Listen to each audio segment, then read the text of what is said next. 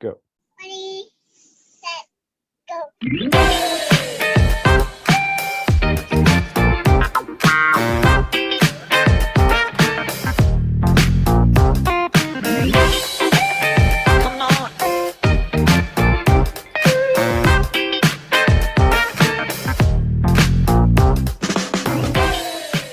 Hey, welcome to Do It Live, the Autonomy podcast. My name is Karl and this is Hannah Baker, my co-host. And we have an exciting show for you this week. And this is our first show together. So I'd like to welcome you all. And this week we will be covering techniques on ethical selling and not so ethical selling. We'll go over the most recent lecture, which was about turning pixels into profit. We'll examine how we joined Autonomy and how that sales process was for us, and how in our own businesses and ventures, we could use some of the techniques we've been learning for our own success and helping others as well. So one of the things I'm going to do is play a bunch of kind of YouTube-esque sales pitches, sort of like we saw in between the lecture segments, and we'll judge, one, is that technique ethical or cringeworthy, and what can we take from that or not take from that to our own business. And later on, we might even have some live role playing where you can pitch your idea, or you could just practice pitch autonomy to either me or Hannah, or with one another. So starting out, I think the best way to introduce ourselves, was how did we get into autonomy? And if you're brand new to this podcast, what the heck is autonomy? That's kind of a weird word. Does it mean we're learning to be automatons or autonomous? And the answer is we're learning to be independent and mutually beneficial. So, as I said, my name's Karl. I actually work in the software design field called user experience. And I came to Autonomy after leaving Silicon Valley and going on my own for a few years, and having a lot of good ideas about business, but never having really learned how to sell myself and sell my services. And I've learned so much in these 10 weeks of Autonomy so far. And for just today's discussion alone will help me a lot. I think many of us who are not natural salespeople, but once you realize how sales is actually a normal human exchange of value for mutual benefit, it begins to become more comfortable and more natural. And then I think that's what's holding a lot of people, especially in this community, back. But Hannah, I'd like to hear from you. I met you through Autonomy, and I've always really enjoyed your contributions and your energy. But thank you. Could you tell us about where you came from and how you got to Autonomy? Yeah, thanks, Karl. That was a really great introduction. My name's Hannah. I live on the Southern Oregon coast. I've been practicing massage therapy here for the last 15 years. And for 14 of those years, I have been a referral-only business. And it's really interesting. When I started this part of the course in the sales, I was really curious how Rich was going to present how to do this. And I knew that it was around ethical framework. And that's really, really important to me in my business. And so I would say that this last week has been really, really eye-opening about, I didn't know that I was doing sales. I didn't know I was even doing sales. And yeah. I was like, oh, that's what a testimonial, referrals are testimonials, and that's what reviews are. And just learning about how really just what you said, it's really about solving problems, finding solutions, finding new ways, innovative ways of doing things, and then learning about how to present that value to whoever is the market who needs that solution or who has those problems that you are ready to solve. So, yeah. Awesome. And have you changed anything so far about how you either talk about or advertise or connect your business with others? Yeah, and especially just even with my family, talking to my nieces and nephews and sharing with them about sales, I thought it was really fun to talk to the kids about what their idea of sales was. And I shared with them, yeah, that was what my idea was too. And then I just recently learned that it's actually really different than what I thought. And so I've been sharing that with some of my clients who are in sales as well. And we've had some really great discussions about it. My business right now, as far as massage therapy, like I said, I've kind of already been doing that in some ways, but with bringing this new business that I'm doing with the help of autonomy, everything I'm learning, I will definitely be practicing these tools throughout that. Nice. And on my end, I think I come from more of the product world, and everything I learned and everything I went to school with was about how to make a better product or a better service. A service to me is sort of just like a product that's alive. It usually has people operating it, but there's still a design around it and there's still a user experience that's created.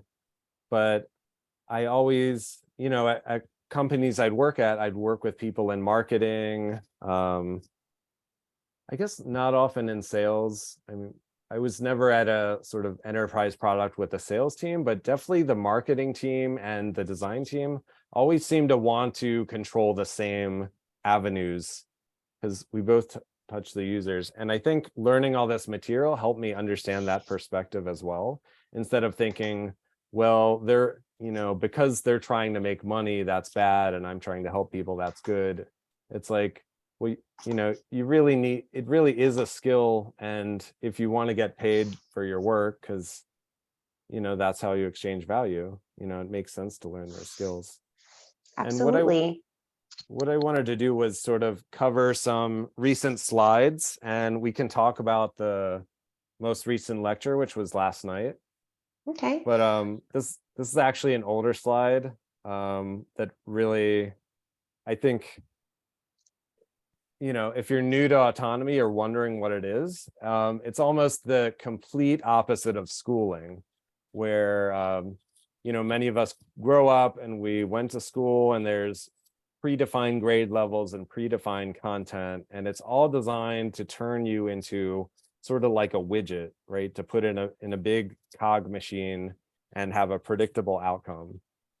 Whereas autonomy is teaching you how to learn and how to solve problems. And it's almost like, instead of convergent, where you have a fixed goal and you're just going towards it, it's divergent, where you're creating and discovering new opportunities and new ways of solving problems. And to me, that's what makes you autonomous, is you don't need that external authority or system to tell you what to do, or sort of cooperate in a predefined way. You can work with who you want to work with mutually defined outcomes in the way you feel is best. Yes. And it really does apply to like every area of our lives, right? Like whether it's whether it's the medical field, whether it's technology, whatever it is, like whether it's massage therapy, these things apply to our relationships, like these things that we're learning about how to just make real connections so that you can really understand what people's needs are. And if you can't help them meet their needs, then maybe you know somebody who can, and that's how we have civilization, is helping each other and collaborating and being able to understand, have the skills, the thinking skills, understanding the process of how to solve problems. That is the key to creating road systems, bridges, buildings, medical systems, all of those things. Right. And especially in the freedom community, we're always talking about, I want to say collective action. I don't know if there's a right word, but how do you get people to cooperate effectively to create solutions that benefit everyone? It's kind of like, that's why we ended up with government, but then because everyone abdicates their internal sovereignty, autonomy, and responsibility, then the government ends up telling everyone what to do. And of course, it's kind of dumb because it's a bureaucracy. There's not a living human mind and heart behind it. It's just, it's almost like that giant cog machine. And in And school, you don't really learn to be responsible and accountable in the same way when if you expect yourself, instead of expecting someone else to find a solution for you, like go to a specialist, whatever, if you have learned that you can learn anything and you place a better expectation on yourself in the sense of like just knowing that you can learn anything, when trying to solve issues in a community or in a society, then you can understand why your voice is important, instead of just expecting someone else to have the knowledge or understanding. that's a really good point, because we might feel, oh, I didn't major in this field, so I can never learn it. But, college is only a couple years. I mean, it's 4 years, but then your concentration's only a couple years. And that's, that's a few books and tests. And then you have the whole rest of your life. It's like, wait a minute, you could learn anything, and you don't need 10,000 hours. You need something like 20 to 100 hours. And Yeah. you don't have to self-identify with, well, I'm only good at this. I can only learn this because that's what I grew up learning. Yeah. And then when you couple that with what we're learning in sales and ethics, in communication and in problem solving, if you take that, like, oh, now I know how to learn anything through the trivia method or whatever, input processing, all that, versus also, or not versus, but bridging that with, now I also know how to problem solve. I can learn anything and I can problem solve. Now you can start any kind of business. Yeah, and I think this is exactly why it says autonomy is income-based education. Well, it's like you need income because if you have a way to generate money, and that's not often discussed in school, even business programs don't really talk about selling and making money. It's like all that information's kind of hidden away in the old boys clubs and then these YouTube sensations. But if you can control your ability to make income, that does make you autonomous, because you now have control over your own life and what you're spending resources on. Yes. And that ties right into why you should learn how to sell, because selling doesn't mean it doesn't mean forcing someone to buy. It means helping someone find value in something you have to offer. And I Yes. took this other slide, I think it was from last week. And, this one simple equation blew my mind, because like I said, I've only been looking at product or service. And then I'm thinking, okay, now I want to be a business person, right? I'm a freelancer, but I want to build a team. I want to build a brand. How do I go from product and service to business? Oh yeah, I need to charge money for something and meet people who need that, and then and close the process. And So I really like about autonomy because it really helps with the steps of the process. Like I've literally been starting a business right along taking this course, and it has been so helpful. Everything from more of like the mastermind group, meeting weekly with people that are helping me achieve my goals, who understand what's going on in a more small setting, to this right here. Everything that we're doing is teaching me all these different layers of business. And then to bring in the sales piece, that problem solving, the solutions, the service. I mean, it's just been perfect timing for me in getting things going and getting things done and feeling good about it. so I have a bunch of videos, and I think this is a good time for the first one, because I think especially in the areas I come from, which are more left brain, like engineer types, where we don't build people skills, but eventually you have to sell, and someone tells you to make a bunch of phone calls. I think this is a great example of what a newbie salesperson might think they should be doing. And let's just all watch this little skit. This is Gene. Hi, Gene. It's Steve from Synthesource Software. How are you? We're the worldwide I'm leader. fine. Good. Love to describe our new platform and get you onboarded. It's a great opportunity. Okay, for you. I got 30 seconds. Go ahead. Okay. Well, basically, it's a drag and drop. It's a drag and drop data system. Is it okay if I go 35? No, just Go just ahead. play with you. All right. It doesn't sound like anything that I would understand or know about or care about. No, I think you'll actually be caring about it quite a bit. maybe too much at some points. I've felt in my life. If you ask my wife.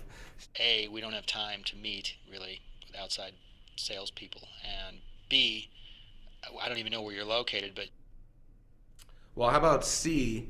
I know where you're located, and this takes so little time, but hey, little time is still time at all, right? So I know that you have less time on. okay.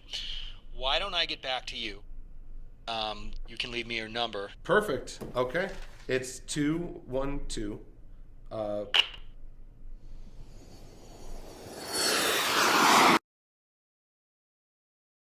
So after each video, I want to invite some feedback, which is feel free to unmute and we'll call on you. But That was great. We want to, I thought that was hilarious because that's exactly what I would have done if I was, let's say, a software engineer and someone said, hey, our salesperson's out.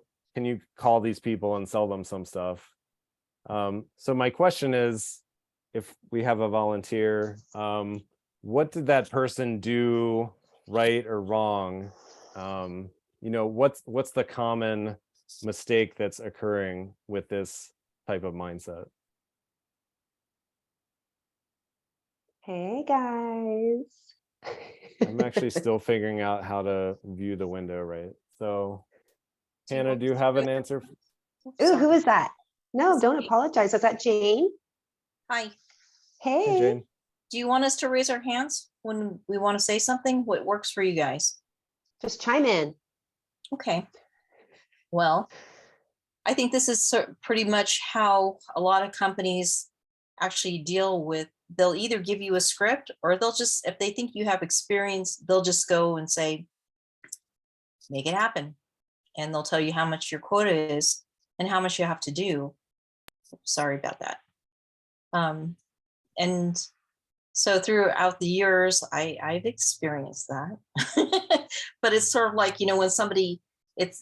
when somebody says they've got 30 seconds, that's because they know that they're in control of the conversation and you haven't even been able to even ask them any questions. But that's the one thing in sales. We don't teach you how to ask questions. Thank you, Jane. Yeah, that's such a really good share, Jane.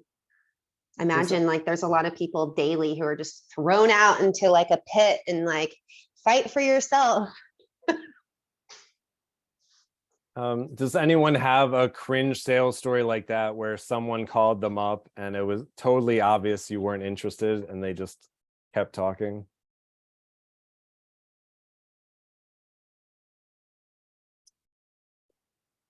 I think in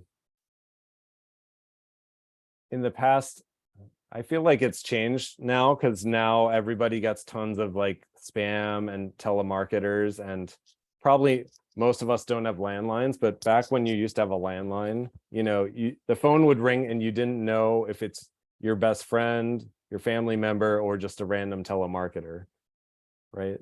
So it's like, what are those tells that you picked up the phone and, oh, it's a cold call and they're not actually trying to help me?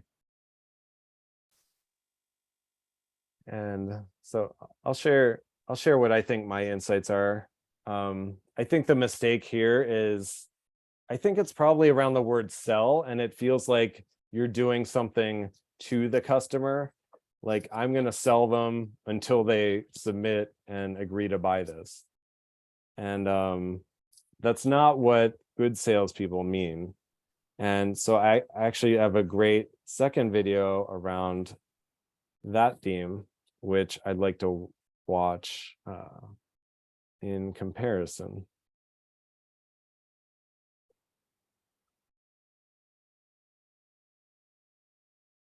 All right. I want to tell you about the most powerful sales tactic that I have learned. I never learned it from a book. I actually learned it by accident, and it will be included in the $100 million sales book when it comes out. And so you heard it here first, but it's a concept that you can do as a salesperson to gain trust. And I stumbled into this. I ended up selling 100% of people after I made this one switch in how I sold. And I was able to teach it to people who had never sold before, and they were able to close 80-90% of people who were coming in the door. Mind you, this is a retail environment selling physical products. So rewind the clock. I was was selling supplements at my gym, and the way that we would sell supplements is that we'd sell some sort of service package, and then we'd do a nutrition orientation. When they came for the nutrition orientation, we'd actually, set them up with their meal plans, and then we'd make recommendations for products. Now, normally I would sell pretty well, but still, I always wanted to sell more and get better. We'd killed this launch for like a new challenge or something, and we had 100 new customers that were supposed to come in, and I ran out one of the key products. I had ladies come in the first half of the day and able to get the products, and then some of their friends who signed up with them came in the second half of the day and were like, hey, my friend Sandy told me that I need X,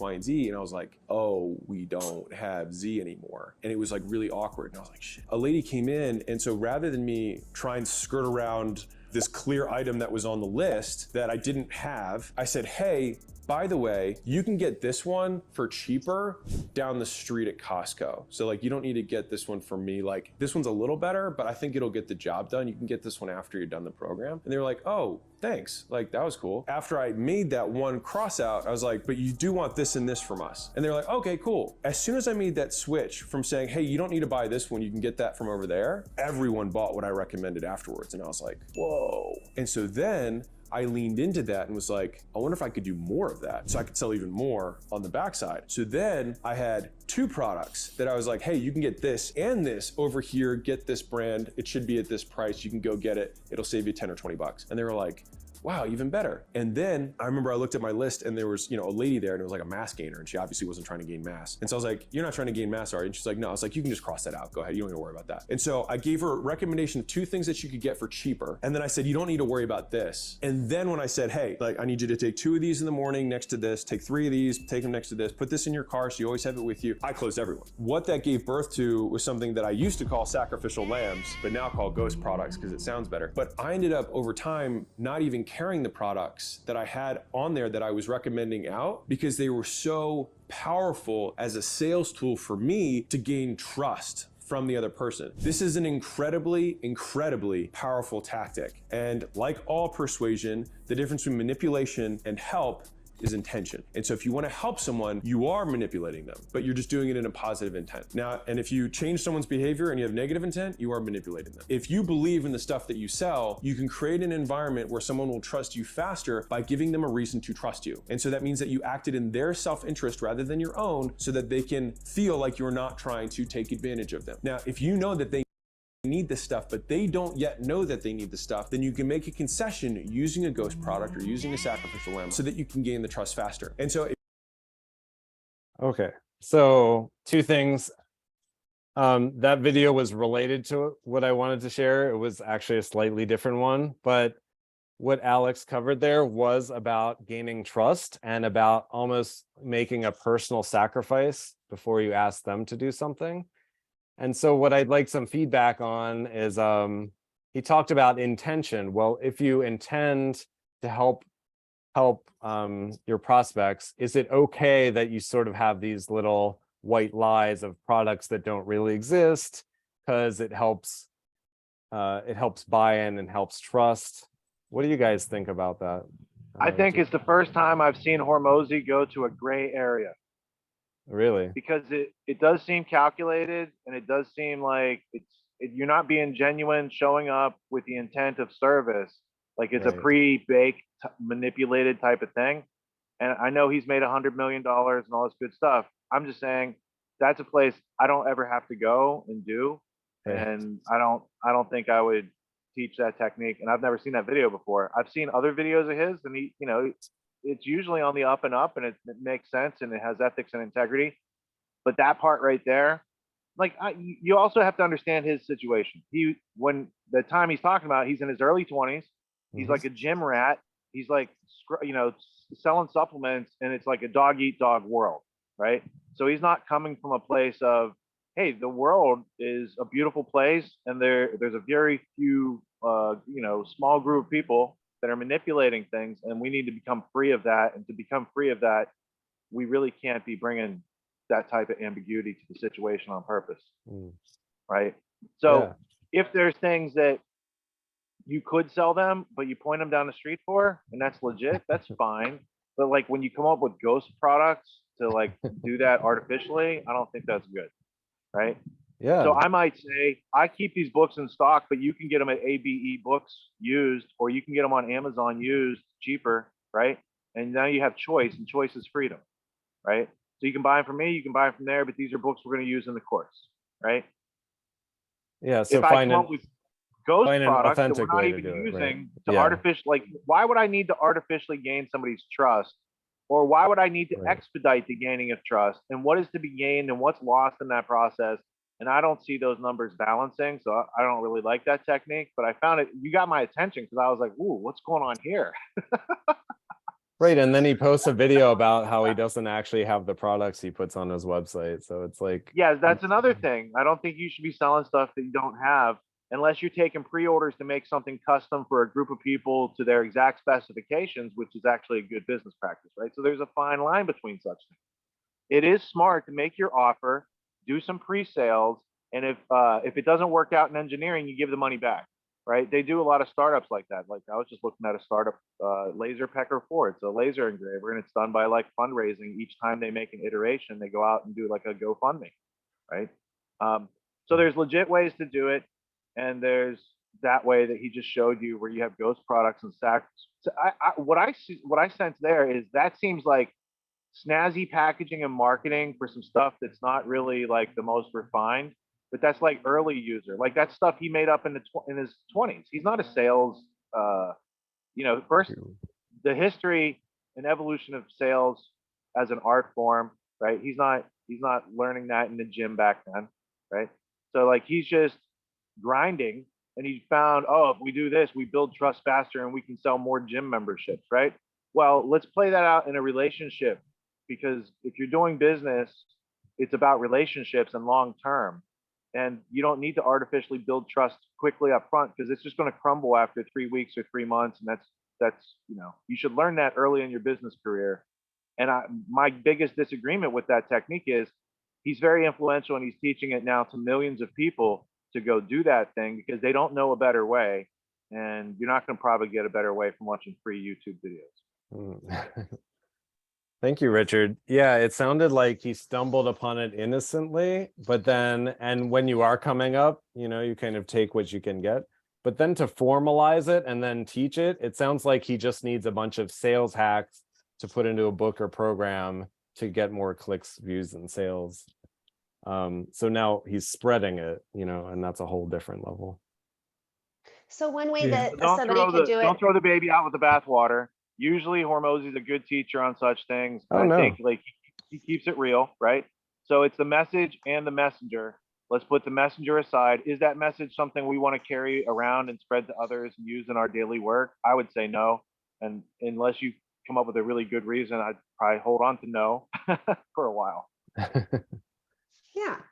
And then, an example of just, as far as like making a sacrifice, like that could be turned around. Like, if somebody called me for massage therapy and they asked me my price list and that didn't work for them, I would ask them about other things that they could maybe do besides massage. And, have you ever purchased a massage tool? Have you ever soaked your feet in a nice massage, little foot bath? You could even use a bucket. Like, what else can they do besides if they don't like massage? your pricing, you could just simply say, what are you used to paying? And then once they tell you that, you say, what do you get for that price? You might be comparing apples to oranges. And you have an hour long, you do this thing, and there's a preparation, and this other person's just like showing up and doing this thing for 20 minutes. It's not the same thing. So now if you wanted to cater to that and say, well, I can offer you a lesser service for that price, and it fits, good. And if not, that's not really a customer for you, and you move on quickly. I think that's really good advice for massage therapists, Rich. I did want to say, granted everyone else went first for that yeah, his whole thing on the intentionality thing seemed like a rationalization to convince himself he wasn't manipulating people. Like that's really what it sounded like when I heard that. That's immediately what it sounded like to me. But it also reminded me of a story that I heard from a friend who was in Australia who knew a lady. I cannot remember what her business was, but she would what's it called? She would find she had to keep sending people to other places because she couldn't do what these people wanted to do. And she had a comment at one point like, well, I can't keep doing this because if I do this, I go out of business. And so in her mind, it was it meant, well, then I have to just say I can do it. Like basically she felt she was in a cutthroat situation where if she just didn't say yes, then she would just lose all her money. Obviously in autonomy, you'd be taught more like, well, then you have to figure out how to do that thing, and then you wouldn't have that problem anymore. But that's another thing it reminded me of, is as if he was doing the same thing, or that's how he came up with this, was the same situation of, well, I don't have this thing anymore, so I'll just come up with this other thing. But yeah, more than anything, it just sounded like he was rationalizing to himself. That's an astute observation, because it is a crutch or a cane that he was using. He didn't know how to rapidly and consistently build trust in an honest way using genuine listening and service skills, right? And in place of that, like maybe he could do it 6 out of 10 times, but he could do it 9 out of 10 times with the sacrificial product or the ghost product or whatever, right? So sometimes, like, I would recommend all the time, skills, practice, research, and just doing the thing is going to offer you better results than trying to take one of those shortcuts to say, here's how I can get 2 more sales a month. It's like, I can show you 10 ethical ways to get 2 more sales a month. I wouldn't do that thing right there, right? Because that's what it comes down to. You know, if you have a problem, it comes down to how many more sales a month do you need. You got to take your offer and go to market, right? Same thing when you're in a commission situation. You have a quota. You have to crank out those numbers, otherwise you get fired. And how do you get your closing rate higher? Maybe just a simple follow-up with everybody who says no to you. Hey, can you give me an idea? I'm trying to improve my job, how I can improve. Why did you say no? I'm not pressuring you to say yes. I just want to do the next job better and serve the next person better. They'll just tell you. You don't need a sacrificial product or a ghost product to do that, right? But Hormozy never had a mentor. And so he's like self-made. He didn't have somebody who knew how to do it right and do it ethically to teach him, for him to go teach others. So he kind of just was a grinder, and he figured out some things like franchising and licensing. That's what he really figured out. And if you guys want to get into his advanced studies and figured out how he made his 100 million, he figured out how to, like, not even, like, franchise is expensive. You have to buy the location, and you're in it for a whole lot. Licensing says, I have a system and you can go apply it, like at your home school, right? So there's people that have a school in Florida, and I think they should be licensing their model and just have some like approval and some checklists and some legal guidance and these sort of things, and they could spread rapidly, right? Franchising is a much lower spread rate. So the licensing, they're paying you monthly, just like a franchise, but it's just like you're doing less work and you can crank out more revenue. So he has figured out some smart stuff. What was in that video right there, I think that was one of the best selections of, like, it's subtle cringe. Like when I show you guys stuff in the course, it's like major cringe. It's very easy to recognize what's going on, right? Right there is like, I was having like, I had to fine tune my discernment because I like Alex and I take a lot of good information from him. But right there, like my Geiger counter was going wacky. I was like, wait, this is radioactive. What's going on here? You know, why is Karl playing this? Oh, this is a bad example. Okay. So I was coming along too, just like the rest of you, with that realization of, wait a minute, as soon as he's like ghost product and sacrificial and he started doing it on purpose, I was like, cringe, cringe, cringe. So this is an excellent example of like the nuance between, you know, self-interest and serving others. And you have to have a balance for both. The part where you start like using your knowledge to undermine their situation is the part where you're on a slippery slope and get back to flat ground. Thanks, Richard. I really like that you called out that all these crutches and shortcuts are just from a lack of having proper sales skills and ethics, and maybe just a bit more energy or intention towards doing things the right way. And they probably do become more viral because you can kind of be lazier at them and you don't see the detriment until it's kind of too late, you know, so you've kind of burned some of your bridges. But you know, maybe there is something to learn still from this video of like, yeah, you shouldn't intentionally have misleading products in your offer so you can seem to save the day when it's really a contrived, you know, it's like you shouldn't put something in the road for people's car to hit so that you can come change their tire for free and then sell them a house afterwards, right? Like But Like, it maybe, seems funny, but that used to be people's business model in the early 1900s. They'd have kids go around and break the windows, and then the window guy would come Oh. along. Oh, you need a window fix, right? And then the mafia was like, "That's a good racket. We could Well, spread that franchise." yeah, that." yeah. The all quick and smart. dirty, quick and dirty. But maybe there is, you know, when he discovered it innocently, it's like maybe there are more opportunities where he actually later in the video, it gets even a little more cringe because he says, make sure your ghost projects are the low margin things so you can still push your high margins. But that kind of makes sense. Well, maybe there are just things you don't personally offer, but you know your prospects will need, and you can have referrals ready, and you know you can still help them out, right? It doesn't have to be some contrived situation. There's a difference between having a referral and actually, even on the low end, if they can't trust you on the low end and they find out that you're just, BSing them, they're not going to use you. They're not going to use you for your high-end product. So what is the risk reward for doing that? I don't think that there's much. And also, like gym communities, they're a little part of the community.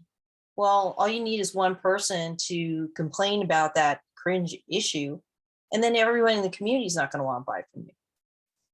That is why if you look at the nutraceutical products that have come out, at first it was sort of like just a simple multiple vitamin. Then when did they start going into the other things? We had Linus Pauling, and we had a bunch of other doctors that were talking about different theories as far as how to use vitamins to avoid disease.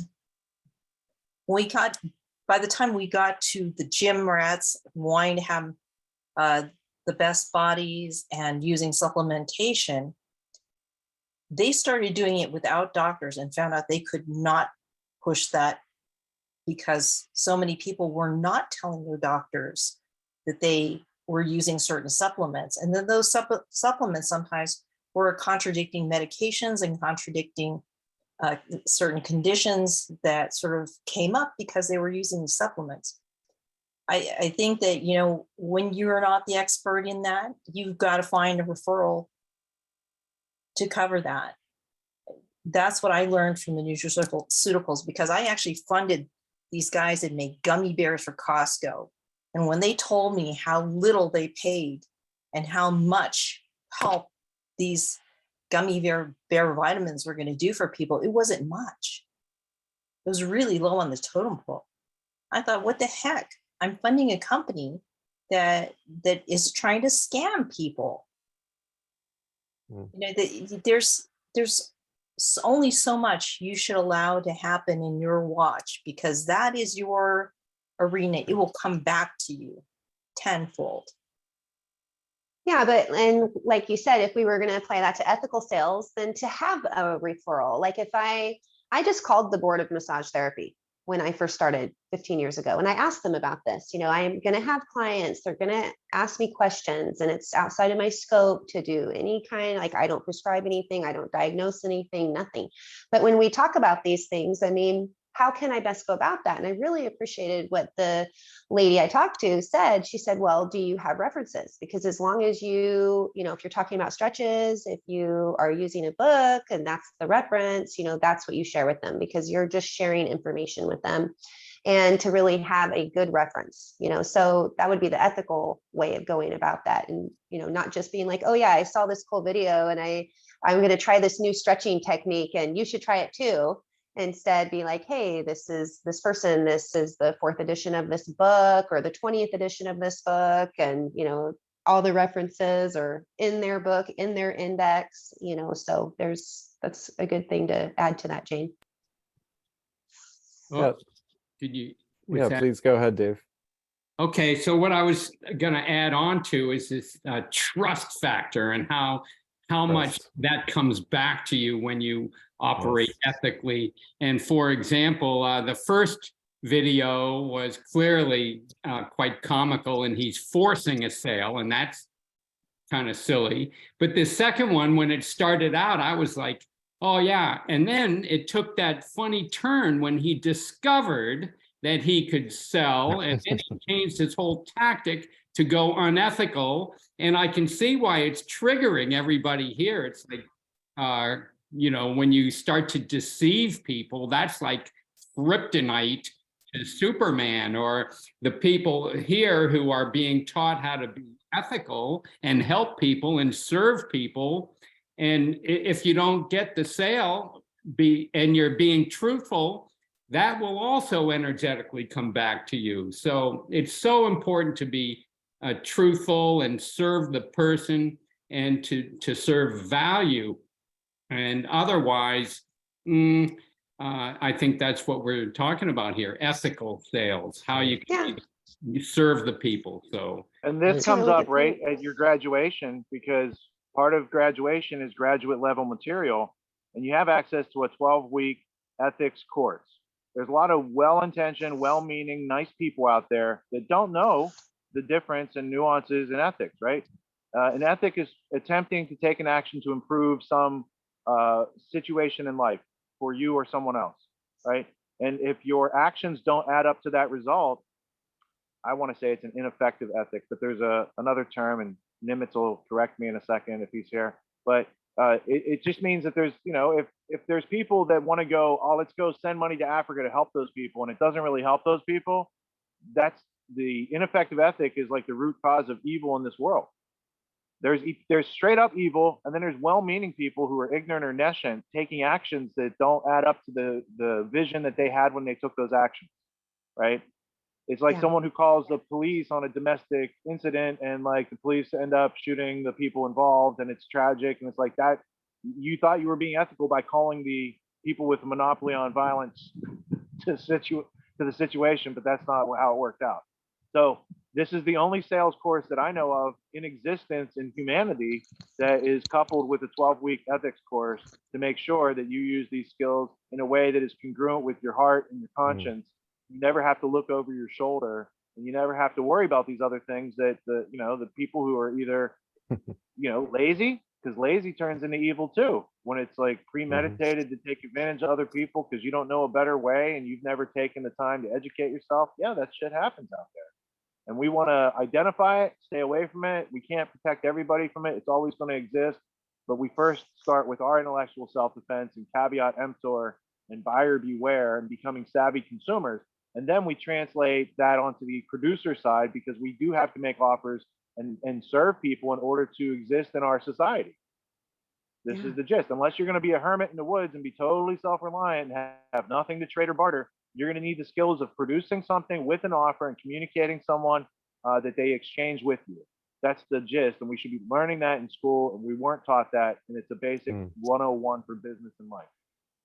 It's not about the money. It's about doing right. And thank you for doing it right on Do It Live. Yes. Yeah, and I'm looking forward to taking that 12-week course. Rich, thanks for including that for graduates. That sounds really awesome. I wanted to share one more video that, again, none of these are all bad or all good, except the first one was kind of all bad. But it's like, I think what happens, it's like you'll find a technique that works, right? And it's like, what if you tried something you thought was ethical and it's not working? And so let's set a scenario for this video. Let's say you have a website with a single offer and you're getting just enough sales and it's a good offer, but you're trying to figure out how to reframe it or advertise it better so it connects more. So let's check out this Dan Lok video. And I kind of like Dan Lok, but of course we don't agree with every technique everyone has. So let's look at the techniques. Would you like to convince more of your customers to buy more from you more often? Today I'm going to teach you a simple but powerful sales technique that's been proven to work in my various companies.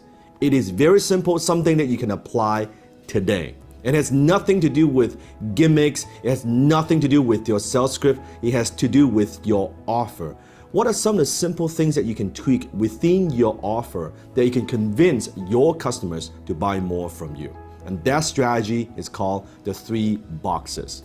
Now I want you to think about this when you are selling your product or service, that you have one choice, you have one option.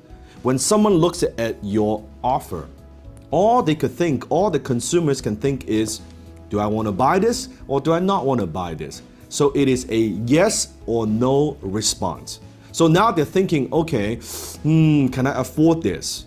Do I have the budget for this? They are focusing on price. Now, however, if you give them two choices, such as like an A and a B, like this. I want you to think back, remember when you go to movie theaters, long time ago, right? They give you two choices. They have the large pop and then they have the small pop. When you want to buy a soda, two choices. And what most people do is when you give them two choices, 80% go for the small and 20% go for the large. Why? Because most people like to play safe and they like to pick the ones that they could save money on. So it's A and B, good. Now when you give them A and B, these two choices, the consumer, your customer, they're not so focusing on, okay, do I want to buy this or do I not want to buy it? They're thinking, which one do I want to buy? But then later on, the movie theater, they introduce a third choice, which is this, right? That's the 3 boxes. And here's how the strategy works. Suddenly, they have the small soda, they have the regular, which used to be the old large, which now they call it the regular. Because large feels like, oh, it's too much. Oh, regular, that makes sense. They just changed the name. It used to be large, regular, and then they have what? The jumbo size pop. That's like this big, right? That you can never ever finish, even with your kids. So you have the 3 choices. And here's how it works. They offer you the small, they offer you something in the middle, they give you something that's like jumbo size. So when you do this, suddenly there's what I call contrast pricing. So what you do is this. When you offer your product and services, you want to make the biggest offer, the ultimate super duper offer that is so outrageous that knowing most people will not go for this. Knowing that. And then you want to make your small offer like so wimpy, right? You want to make it so like, average. You don't like it that much, but you want to make the middle one very, very compelling. Knowing you actually want people to buy this one. That's the one you want to buy. So what happens is the movie theater, they introduce this concept. 20% who really like soda, they go for the big jumbo, 20%, right? And then you have 60% go for the middle, and then you have 20% that go for the small. And then later on, they actually introduce the kind of the kid size. Now, what I believe when you are making an offer, 2 choices, it's good. 3 choices are the best. Now, when you offer them 4 choices, I believe it's a little bit too much. It's a little bit too confusing. But when you give them this and you make the middle one, this is the one you want to sell. You make this as compelling as possible. Let me give you another example. Okay. All right, that was good. Can I pop in on that before I forget my numbers? Yep. All right, leave the boxes on screen. You know All how right, it's coming back. So basically what he's showing you, he's like a magician showing you how the shell Right. game works, right? All right, so the way he's doing it, everyone's supposed to pick the middle box, right? Right. And that's how he has it stacked. And the first box is too wimpy, like it's like Goldilocks, right? The middle one's just right. Okay. In this course, 80% of people go for the little box with the basic. 15 for the middle box for advanced, and maybe 5% for the platinum, right? Because most people just need the basic, and it's overwhelming as heck just to go through the basic. For people who already have a business started up and they need more advanced services and more detailed answers from me, they get into advanced. And then for the movers and shakers who have a business, have a career, have a calling, they're doubling down on themselves and they really want to go turbo boost and implement these methods, get systems and delegation and a network and a community and not just wearing all those hats themselves, they go platinum. But let's look at the numbers. How many people are that aggressive? Out of 100 people, I probably have 3 to 4 at that platinum level, and I won't take more than that. We don't try to sell more than that, and we do try to talk people into advanced from platinum because we don't want people going platinum if they don't need it. There are many people who need advanced, and there's like the bulk of people just need basic, and they need to learn how to show up for themselves consistently to draw water from the well. Like, here's the bucket and here's the crank, and if you do this, water comes out. Here's how this works, right? And to not quit on themselves for those 12 weeks and then get access to the graduate content. And then from there, you've got access to a discount at Autonomy Unlimited, and you've got all the other accoutrements that open up with graduation. So everybody, no matter what box they pick, they're set up for success. We don't try to sell a box that's bigger than what the person needs. We try to make sure everything's realistic. And yes, so I have a successful model that's antithetical to what he's just teaching there on screen.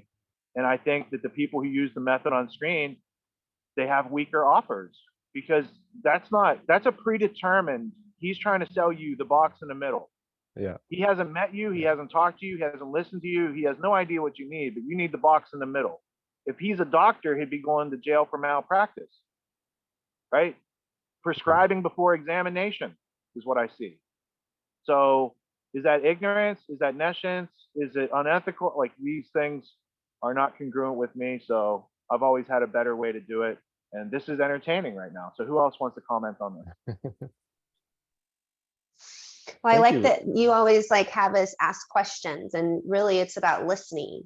And that's what's been great with working with other students, is practicing that, like really practicing the listening and really discovering what people need. Also, what I appreciate is, like with the last video, this is, I think, so what I appreciate also most in autonomy is this discerning information and looking at it and seeing what is the information showing us, and discerning it from the person, looking at it with some critical thought. And we can even watch something which is cringe and notice, yeah, this is not in line with what our ethics are or why we joined autonomy. And it's good to see that it resonates with everyone here, that that we see the similar kind of pattern. Yeah. Thank you, Sam. And I wanted to touch on what Richard said. And also in my experience, it's like I have learned when I pitch as a consultant, if I come up with 3 options for how they can work with me, because maybe I haven't qualified their exact budget, or they aren't sure how to formulate what they need. So if I give them 3 different packages, all of which are valuable, but obviously less people tend to pick the most expensive package. But I think what Dan did wrong is he admitted that the biggest one is too big and the smallest one is too small. It's like, you want to go to the movies and get the size of soda that matches how thirsty you are, right? You don't want to be tricked into buying a larger soda because it looks like a better deal when compared with a too small soda and a too big soda. So something that interests me is, how can we take these techniques? Because I think there is some valid psychology. In the last one, it's, you kind of help with the ghost product, like when you formalize it, now you're kind of exploiting a need on purpose. But when you do find opportunities and help the customer out of your own goodwill, like that's effective selling. And in this case, having multiple packages can be more effective selling, but that doesn't mean you should contrive fake offers to funnel people towards the one you want. So, I wonder if all these cringe things can just be done in a better way with a bit more intention behind it. Well, did you notice his example though? He's talking about soda and popcorn versus a quality product like Autonomy. Mm-hmm. Because you can actually make a case for each and every one of the packages if you're talking about Autonomy. Yeah. It's a skill set. You're basing it on the people that you're trying to attract. And if you take the first package, how do you know that that person is going to be, they're going to get to a certain point? They're still going to be hungry. They might want to bump it up to the next package and then up to the next package, depending on if you've taught them well in the first package, they may need the next one or the next one. You know what I'm saying? But when you come to commodity products, we're talking about a totally different game, because like a movie theater, I work for a concessions company. So basically how we did it, we did 300 over the price, including calculating the products that we needed, the cleaners that we need to clean up, the people that we would need per hour. we would figure out what that baseline is. Then we would try to figure out, okay, how many ounces? How many ounces do we want to put out there? And then we tried to figure out what kind of yield do we need? And that's how we decide the price. Because we were looking for a certain dollar amount for a certain amount of product. So it's different in the sense that, you know, we have something of far more value than popcorn and soda. And a lot of people may try to package things that are more like a popcorn and soda thing, but it's actually not, it's not even equivalent. You know what I mean? Yeah, the value. The value is you have a high value product, you sell it far differently than you would do a commodity product. And you know, in general, when I looked at businesses, what they were the most afraid of in tech was becoming a commodity.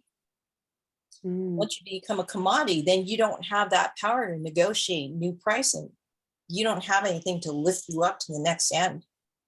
So, you know, we have to show that we have value when we're doing sales, because that is something that they can't say, if I went to Walmart, it would be this much. If I went to Albertsons, it would be this much. It's not the same thing. It's almost apples and oranges, right? Yeah, when you're talking about true value of service versus the commodity. I'm really glad you point this out, Jane. And Karl, I think so you linked the two videos really well, because it comes down again to intention. It should be, what does the person want and need? Now, let's say, yeah, if you're in the cinema, you would want some popcorn, and it should be the size you want to choose and not predetermined. Thank you, Sam. I just had a quick insight, then I'll let you go, Mike. Okay. It made me think a lot of these videos make, it's like they're treating customers as people who don't know what they want. And so you need to decide for them, and you figure out what you want to sell them, and then just kind of make them feel good about buying it. And it's like, yes, you can sell some things that way, but especially not high quality things, and not especially ethical things. Maybe it's really just more commodity things that you get roped into that. And what do you think, Mike? I just witnessed a webinar on what they called sweet spot pricing, and they had 3 models, and essentially I think there's another consideration, and that is what offers are you willing to make? Because like you understand that there are different situations that come about, but what are the circumstances that you're willing to provide services?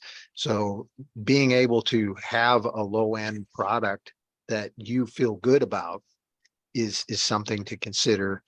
But then also there's that opportunity to really gauge the value that you're bringing to the table, and then also offer new products and services, or better products and services that that are on the high end but deliver like long-term value. I know I worked with I partnered with a business, a HVAC business, where you've got situations where people, hey, they just need air conditioning. They've got a crappy air conditioning system, and they just want to get air conditioning. But then there are other people that want they want high quality air. They want specific kind of zones where they're maybe they're Air balancing. Yeah, they need that air balancing, or maybe they've got a child that has like asthma or something like that. And so that particular room, they need, additional filters or IR lights, or, there's a lot of different products that can offer different environmental controls that really can improve your situation and deal with particular circumstances that you have. But being able to know what those are, and then having that offer available for them, it can create the kind of value that's just, it's priceless. When it comes to like people's health and stuff like that, that type of value can be incredibly life changing. And for like an HVAC company to be able to offer, your health, well, that's a whole different, that most people don't even consider that, but that's a possibility. Yeah, I like what you said about sweet spots, right? It's not just about making one offer look appealing by contrast to two bad offers, but like you and Richard and others said, it's about understanding the market and your customer segments, and different customer segments have different needs, and crafting the right offer for each of those to meet each of those needs. And especially what you said about HVAC adding health, when you have that thing they didn't even know they were looking for, that's definitely going to help them and almost feels like they're getting it for free. I think that helps with the trust thing, and that almost accomplishes the Hormozy ghost product effect of you get something without asking for, or it's kind of like you're getting more than you expected. And I'd like to agree with Jean about the product. I think it's completely different when you're having, like, you're shooting fish in a barrel. They're already in the movie theater. You've already got the sizes, and it's a different kind of thing than offering packages for digital products. And in my experience, I find that when let's give, for example, a webinar, right? So if you're going to do a webinar, you want to price it so you cover your costs and you make money, but you don't want to price out your customers.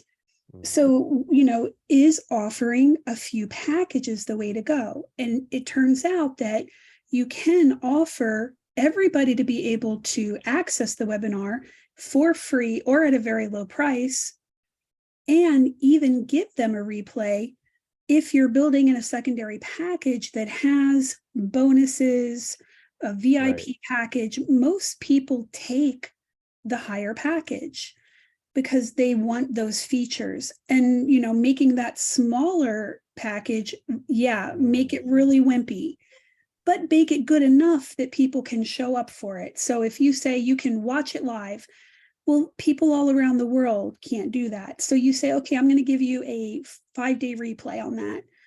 You're casting your funnel extremely wide by letting all of these people into this wimpy little package. But, you have that higher price package that is going to make you all your money for that event. And most people take the value when it comes to something like that. So you've created you've covered a lot of bases by having both of those, having those dual offerings. And also it is in the model, that is the model. You think about the mindset course, that's like the small package, right? That's the tiny package. But autonomy is the big package. And then the platinum is the jumbo package. So it does somewhat have the same psychology behind it to some degree. Yeah, and it was useful. I was in the mindset course, and it really helped me to make my decision to really understand the value that I was going to get in autonomy by having that experience. I never had even had a Zoom meeting like that before and like talked to people before. So it helped me to understand the value of that bigger package by being able to have the opportunity to take that little small course.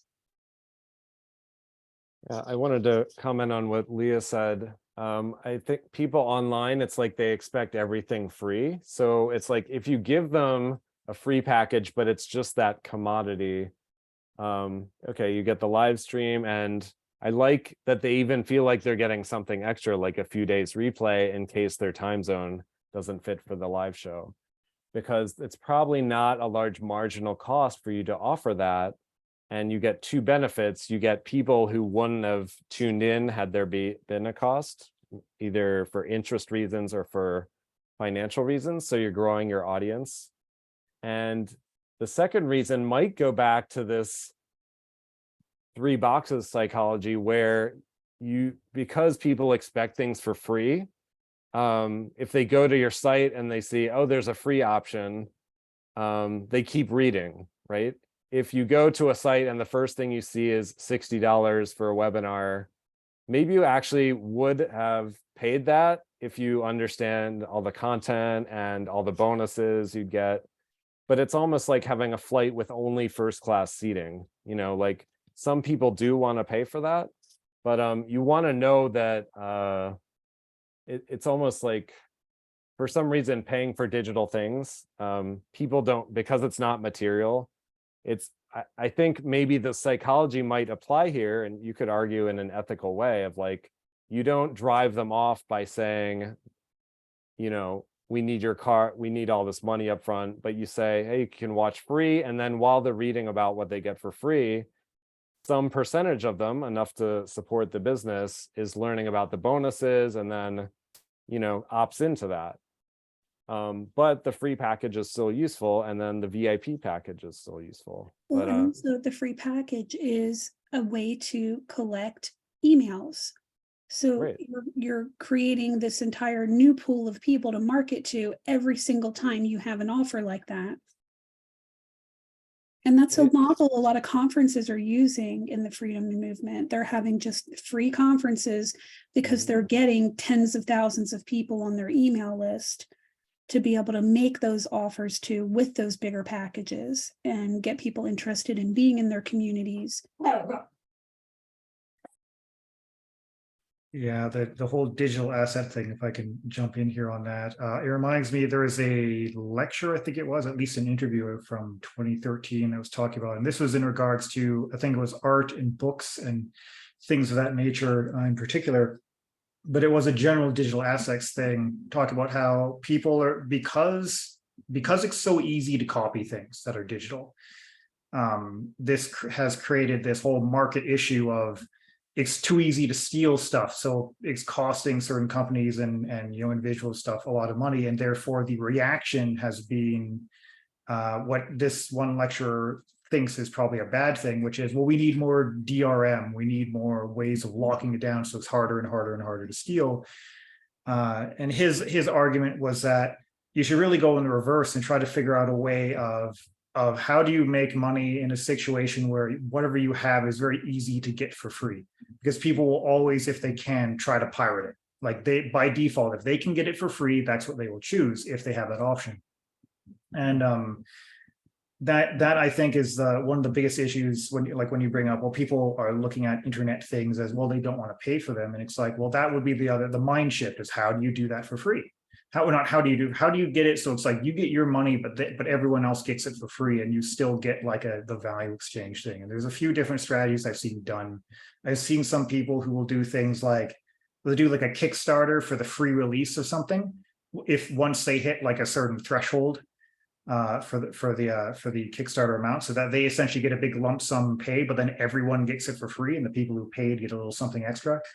You know, is like ways I've seen it done, as just one example. But yeah, that's just something I wanted to put out there for the digital asset problem. That's a good point, but you know, it's really not a problem when those things go out. It hasn't been a problem. It's almost like it's just more promotion.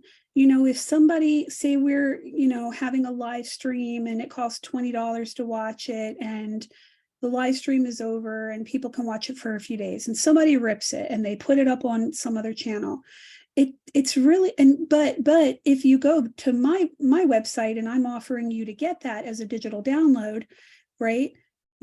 Most people who want it, who really want to watch it or have it, will go ahead and just buy that high quality digital download. It doesn't seem to have that big of an impact on these type of events and the way that they go out. I've seen it a million times, and it's a non problem for conferences and live events. It would seem, you know, it may be different for other types of digital products that are out there, you know, if that's all you're selling, if you don't have any other kind of promotions tied into it, I could see that. But, you know, fortunately, it just seems to be more promotion for digital events.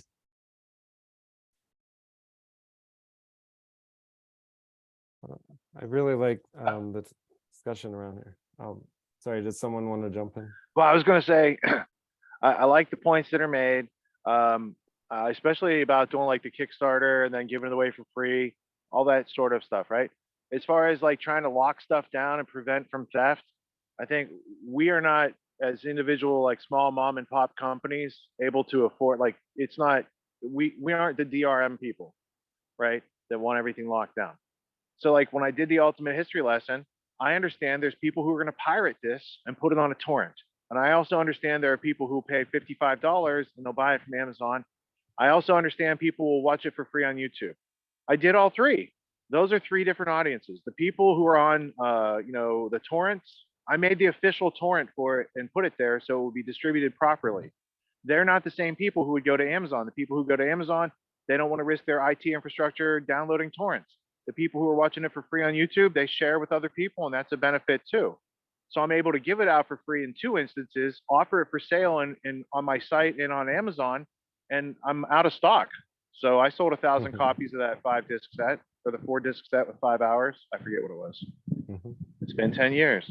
So Nice. all these rules can apply. You're the entrepreneur. You can decide. You have to balance the books. You have to stay in business. This is part of like the game, right? How much can you give away for free? What do you give away for free? How can people, be stopped from pirating your stuff? Like you could try to pirate Autonomy, but it's not something that you can steal. Autonomy is the experience that you get from going through with everybody in the community and all these amenities. You could take the slides. That's not Autonomy. You could try to like sit in on it secretly. That's not Autonomy, right? So Yeah. I made something it was purposefully difficult to steal. And once you have it, it's between your ears. You can cross borders. It can't be confiscated. Like you got it. It's a lifetime thing. And then I was just making a list of all the things like recommended postgraduate, what's because you have the access to all the University of Reason courses when you graduate.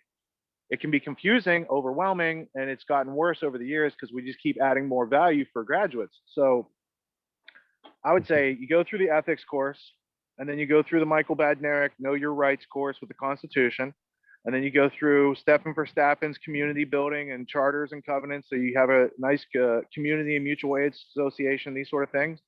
You take the critical thinking course, you take the wealth building, investing, and budgeting course, and then you take the philosophy course. And that's probably like a good next year of study, and it's included with graduation, right? So you guys got lots of bonuses for that lifetime enrollment that was, a big challenge a couple months ago, and now seems to be really paying off. Yes.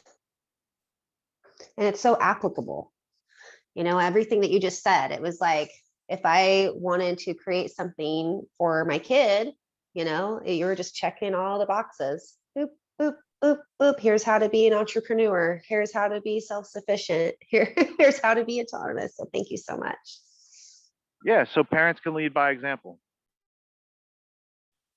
Yes, Yeah, indeed. definitely. I think the cool thing about autonomy, what I just got from Richard's spiel is like autonomy isn't just some slides or a course or even a community. It's like something that lives inside you that you take with you. It's like something awakened in us that can't be pirated.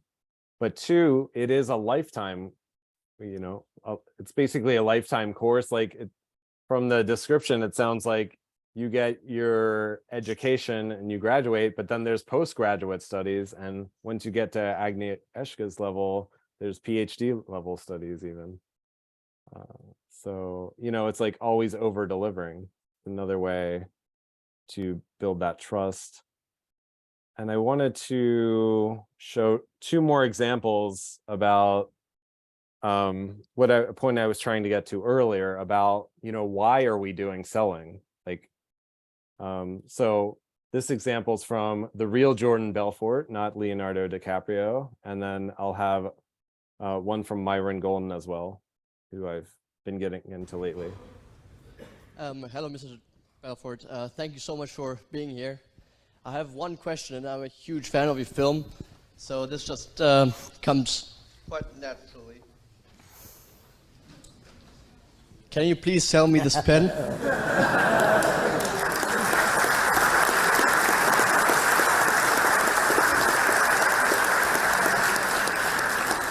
No one's ever asked me that before. It's the first time. So let me tell you what that whole exercise really stands for, right? So the whole sell me this pen narrative is really It's a test that you give to a salesman to see if they really understand what selling is all about. If you ask someone who's not a professional salesman, who doesn't have the right instincts, they'll start actually trying to sell you a pen. This pen is great. This pen writes upside down. It's the best value for its money. This pen will last forever. Here, buy this pen. Here's the thing. The only one rational thing you could do when someone says, sell me this pen, and that is to start asking them questions. So tell me, how long have you been in the market for a pen? What type of pens have you used in the past? Is it for business or personal? Typically, when you buy a pen, what type of money do you spend on one? Do you buy expensive pen? The key to selling is to find out, step one, what are your clients' needs, values? What pain are they looking to resolve? What do they need? And you're looking to fill that need at the most basic level, right? Well, when you just go out and try to sell something to someone, what you're saying is, I don't give a shit about you. I'm just going to ram this down your throat, right? I want to know what you need. I want to know what you've done in the past. So you ask questions. If I ask someone, hey, so how long have you been in the market for a pen? They say, oh, I'm not looking for a pen. Great, have a nice day. I don't sell people things that people aren't looking for. So I wouldn't try to sell you a pen if you're not looking to buy a pen. So and if someone said to me, I say, wow, this person really knows how to sell. Because the biggest mistake that rookie salesmen make is they try to sell to everybody versus weeding out people who are not interested and only selling to those who are. So I ask questions. But not any question. I ask pointed questions to identify what type of pens you've used in the past, how much money you have. Now, the pen is like a euphemism for any product, right? By doing that, I can get a good sense of what you're about. And then when I'm done asking my questions, and I know what I need to know, I'll say, well, based on what you said to me, this pen is a perfect fit. Let me tell you why. And now I'm actually matching my pen to what you need, and I tailor my presentation to fill that need, and it's much more elegant. Make sense? Yes.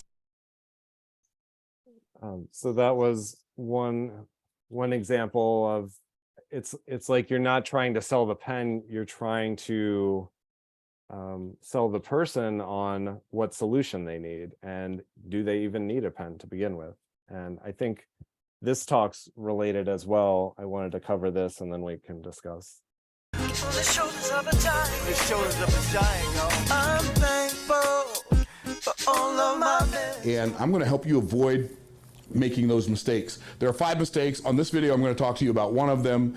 And this is probably the biggest one that really holds people back the most. And that is, most people who are in sales think that selling is something you do to people and not something you do for them. So they think that selling is something you do to people and not something you do for them. And I am here to let you know that is a mistake. When we are selling, and we are selling something that does people good, the reality is we are not doing something to them, we're doing something for them. And what you deserve to do is you deserve to learn how to have that feeling that I am serving these people at the highest level, because the reality is, if you don't, you're never going to feel good about it. See, it's interesting that all of us at some point in our lives got converted from being natural-born salespeople to being natural-born, I hate salespeople, right? And what do I mean by that? So if you think about it, people say, I'm not a natural-born salesman, but the reality is everybody's a natural-born salesman. Everybody's a natural-born salesperson. When you're born, you can sell your mom on waking up in the middle of the night and picking you up and playing with you for 3 hours. Right? Little kids, they come to their parents, can I have a cookie? Not right now, honey. They come back 30 seconds later, can I have a cookie now? Right? And why? Because they don't have this negative neuroassociation to the idea of persuading somebody that I want what I want. Right? And so hating sales is something you have to learn. We're all natural born salespeople.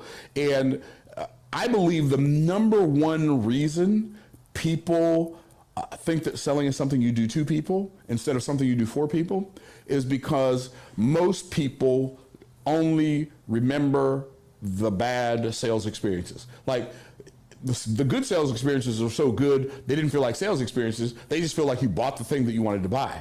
But a bad sales experience feels so yucky and so gross and so disgusting. You're like, I don't ever want anybody to do that to me again, and I would certainly not want to do that to somebody else. But the reason you felt that is because the person who put you through that horrible sales experience, they were terrible at selling. And so they made you feel like running away.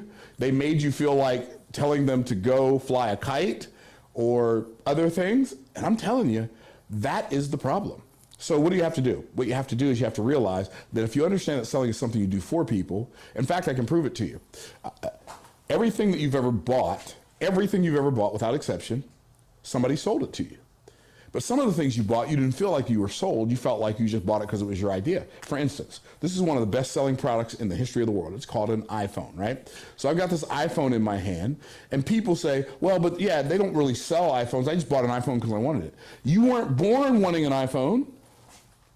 You had to learn that somewhere. And Steve Jobs, God rest his soul, he created this environment, this ecosystem where people become fanatical about everything he creates. And so he created a sales machine that helps people make a decision they already desire to make for their own reasons.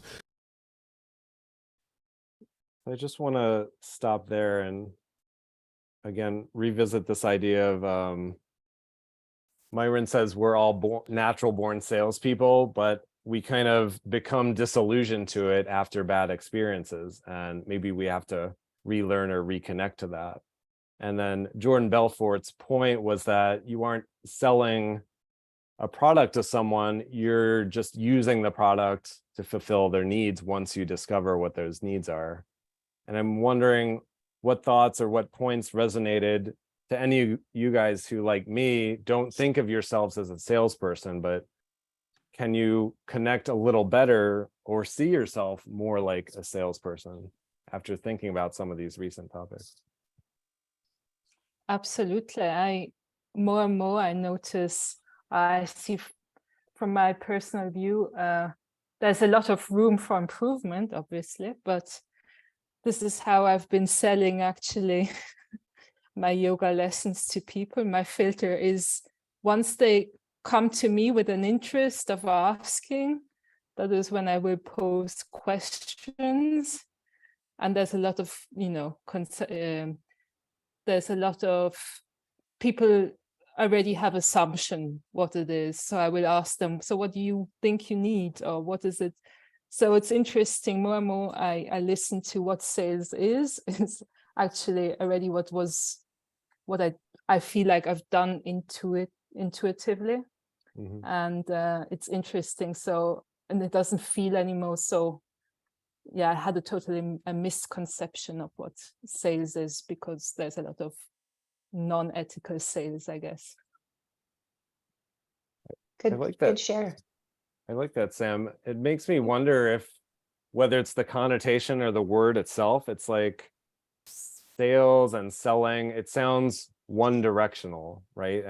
But what we've been talking about is a mutual or two-directional connection where you're selling, but they're also buying, and you're not forcing them to buy, but they're wanting to buy and you're wanting to sell. And correct. And I wanted to add to that, I'm a big fan also, always been, of trying to that the person finds the answer for themselves. So you don't need to always answer the questions, but now obviously that depends what the topic is. But once they've come to their own conclusion or found the answers for themselves, now let's say also in any health aspect, many people think they have a problem, so let them voice their problem themselves, let them voice what the solution could be, and by that you will have a much stronger trust bond, or you can work much deeper. That is a pretty interesting, and I never thought about that as being part of sales. Like sorry, I just wanted to jump in. Something Tony Robbins said last night, I think really connects with that I liked, which is he was talking about rapport, and people like you if you're like them, or if they want to be someone like you. And something that deeply resonated for me as I was looking into autonomy is when I met the people in autonomy and the people running and teaching autonomy.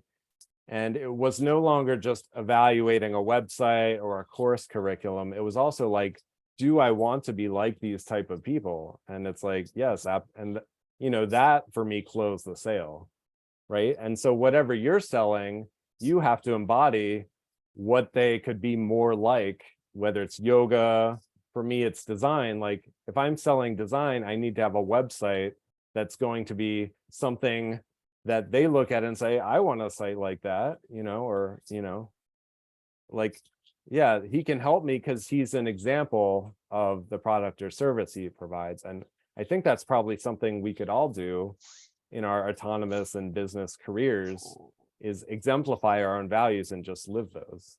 So thank you, Sam. So Hannah, how are you feeling about all this sales stuff?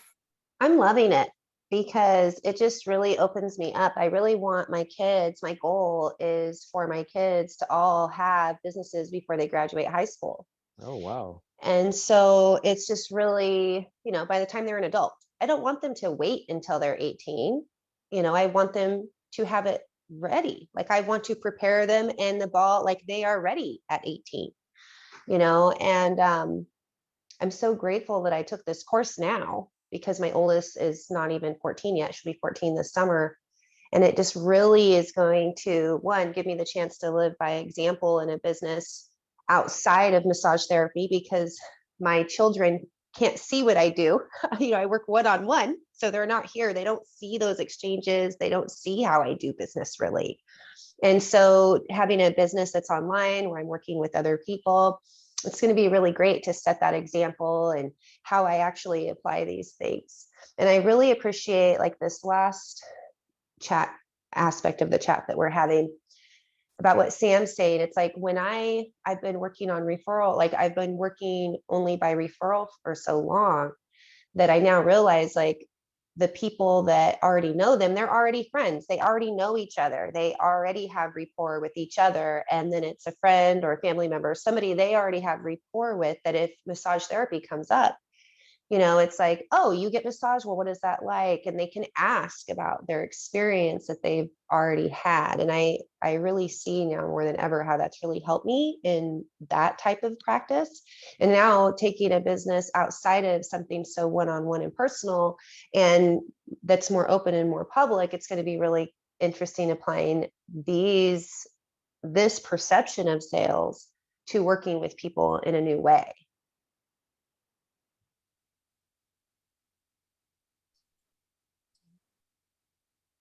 Thank you, Hannah. So I want to share one more video, and then, if people have to go, obviously feel free to go, or I could just keep showing videos for another half hour. But this last one's just a couple minutes long, and it illustrates a principle I actually use in design, which I call flow. It's also called the Goldilocks rule here. And so as we're thinking of things like how to position our different offers for different clients, or finding what the right offer interest level is for a client, I think actually this actually, I think it most commonly it's seen in game design. So if you play a game, it's an enjoyable game if it offers just the right amount of challenge to get you engaged. But if it's too easy, it's boring. And if it's too hard, it's frustrating. So I wanted to bring up this design and psychology rule and think about how we could apply this to sales, because I think this could help with the ethical sort of sales process. Let's say you're about to embark on achieving a new goal in your life. Maybe it's making progress with your fitness, or getting that business off the ground, or striving to live a more creative life. Whatever it may be, the road to finding your success can be filled with twists and turns. It can demand a lot out of you and truly test your resilience. So how can you maintain the motivation and discipline that is required to realize your dreams? Well, author James Clear, who wrote the endlessly referenced Atomic Habits, has proposed a straightforward science-based rule to follow in order to maintain that level of motivation. He calls it the Goldilocks rule. Now, you may have heard the story of Goldilocks and the Three Bears, where Goldilocks enters the home of the three bears, trying out different versions of porridge, sitting in different chairs, and sleeping in different beds, until she finds the version that is just right for her. The Goldilocks rule states that humans experience peak motivation when working on tasks that are right on the edge of their current abilities. Not too hard, not too easy, just right. So how can you utilize this rule in your life? Let's say you're trying to stay motivated with your fitness. The goal here is to not do something that is so challenging that you will lose faith in your own ability, or to do something that is so simple that it will bore you. It's to find something that can push you just enough so that you can find it stimulating and it will drive you to keep going. After all, consistency is what will eventually bring about results. This manageable amount of difficulty is what is referred to as reaching a state of flow. In a state of flow, you are able to channel all your energy and focus to the point where nothing else can really distract you, and you are in the zone. It's a state that top athletes and performers strive to exist in on a regular basis. I've done a detailed discussion on the flow state and how to reach it in this video right here, and you can check it out in the card up top or in the description down below. The second part to the Goldilocks rule is measuring your progress and receiving feedback as soon as you can. As Clear says, the human brain needs some way to visualize our progress if we are to maintain motivation. We need to be able to see our wins. As you go through your process, no matter how hard it's been, and you look back at how far you've come, you're bound to feel a surge of confidence and motivation to keep going because you become aware of what you're capable of. Immediate feedback can be incredibly crucial to validate that progress that you've made or even show you what you might need to work on. So whether it's a stand-up comedy routine where a joke might absolutely kill or completely bomb, or if it's a tennis match where you either win or lose the point, you can get quick feedback on your progress. This is the visualization of your progress that can help you know that you are in fact growing in your journey towards success. The purpose of the Goldilocks rule is to alert you to the idea that having goals and ambitions of success is only part of the process. The key is maintaining your motivation and discipline so that you can stay consistent, because it is that consistency that will eventually compound into something significant that you can be proud of. Thanks so much. I love that. Thanks for sharing that. Oh, thanks. Yeah, I feel like he covered aspects of what could be the sales process, where it's like, for my prospect, how engaged and motivated are they in this service? Not everybody needs the $5,000 personal trainer, Arnold Schwarzenegger style, right? And you should, if you're trying to sell them, you know, the huge bowl of porridge or the huge bag of popcorn or soda, and you know it's an 8-year-old, you know, you can't claim to be an ethical seller. But it's also a good design principle and good psychological principle about how can you stay motivated. And just to briefly offer my reflection on that, it's like, right, like if I feel like I just have to sell something to a prospect, I'm going to end up like that first guy of like, no, I'm pretty sure you want this. I can come for dinner tonight if you just make me a plate and I'll tell you all about it. You know, it's like, no. But if I instead think about it of like, where's my prospect on the spectrum of interest and how much do they know about this domain? What's their interest level? What's their energy and financial budget? Are they not interested at all? Great. You know, there's nothing to be done. Maybe they have referrals, but it's like, each person's at a unique place, and part of the sales process can just be questions and rapport building to understand where they're at and then give them that Goldilocks bowl. Yeah. So that. Yeah. And Rich was talking about that in the lecture last night, about how doctors are taught to ask questions, to investigate, to find out so that they can diagnose and prescribe. And even in my massage therapy program, that we are taught to do that input, processing, output. And my business survives on the Goldilocks principle in the sense of making sure the pressure is just right, making sure the technique I'm using is working for that person, making sure that I'm communicating. If I'm not providing a good massage that is effective for them, they're not going to come back. And so I can't just assume that because they came limping into my office, that is even why they are here. They may have kids at home and just want to fall asleep on the table. They may not want to troubleshoot why they're limping. And so to not make assumptions, to like really ask questions and discover and be curious, as Rich has taught us in the lectures, you know, be curious. We're taught that in these other systems. And I love how he shares that sheet of the input, process, output, because we can see how it's applied. It's not just about massage therapy. If you pull up to a gas station, you know, someone may assume you want gas, but maybe you're there to buy oil and just to check your oil. it's always comes back to like getting curious. And I think that's a great way to get into a flow, because that's how that happens. Well, that really makes me think about mechanics, which I think are notoriously often unethical salespeople. Of like, you go for an oil change and hey, your transmission's bad, it's going to be $1,300. That's like, are you sure? Do you go get a second opinion? Or it's like, if you have no way to validate it, you get a second opinion. And then they refer you to their friend's place who says, no, it's going to be twice as much. Yes. But, Yes. But doesn't everybody, like, don't you ask, like, who do you go to for your car? Who do you go to for your car? Like, whenever I have taken my car in, like, before I do, I like have asked people who I know who have had recent service, like, who did you go to?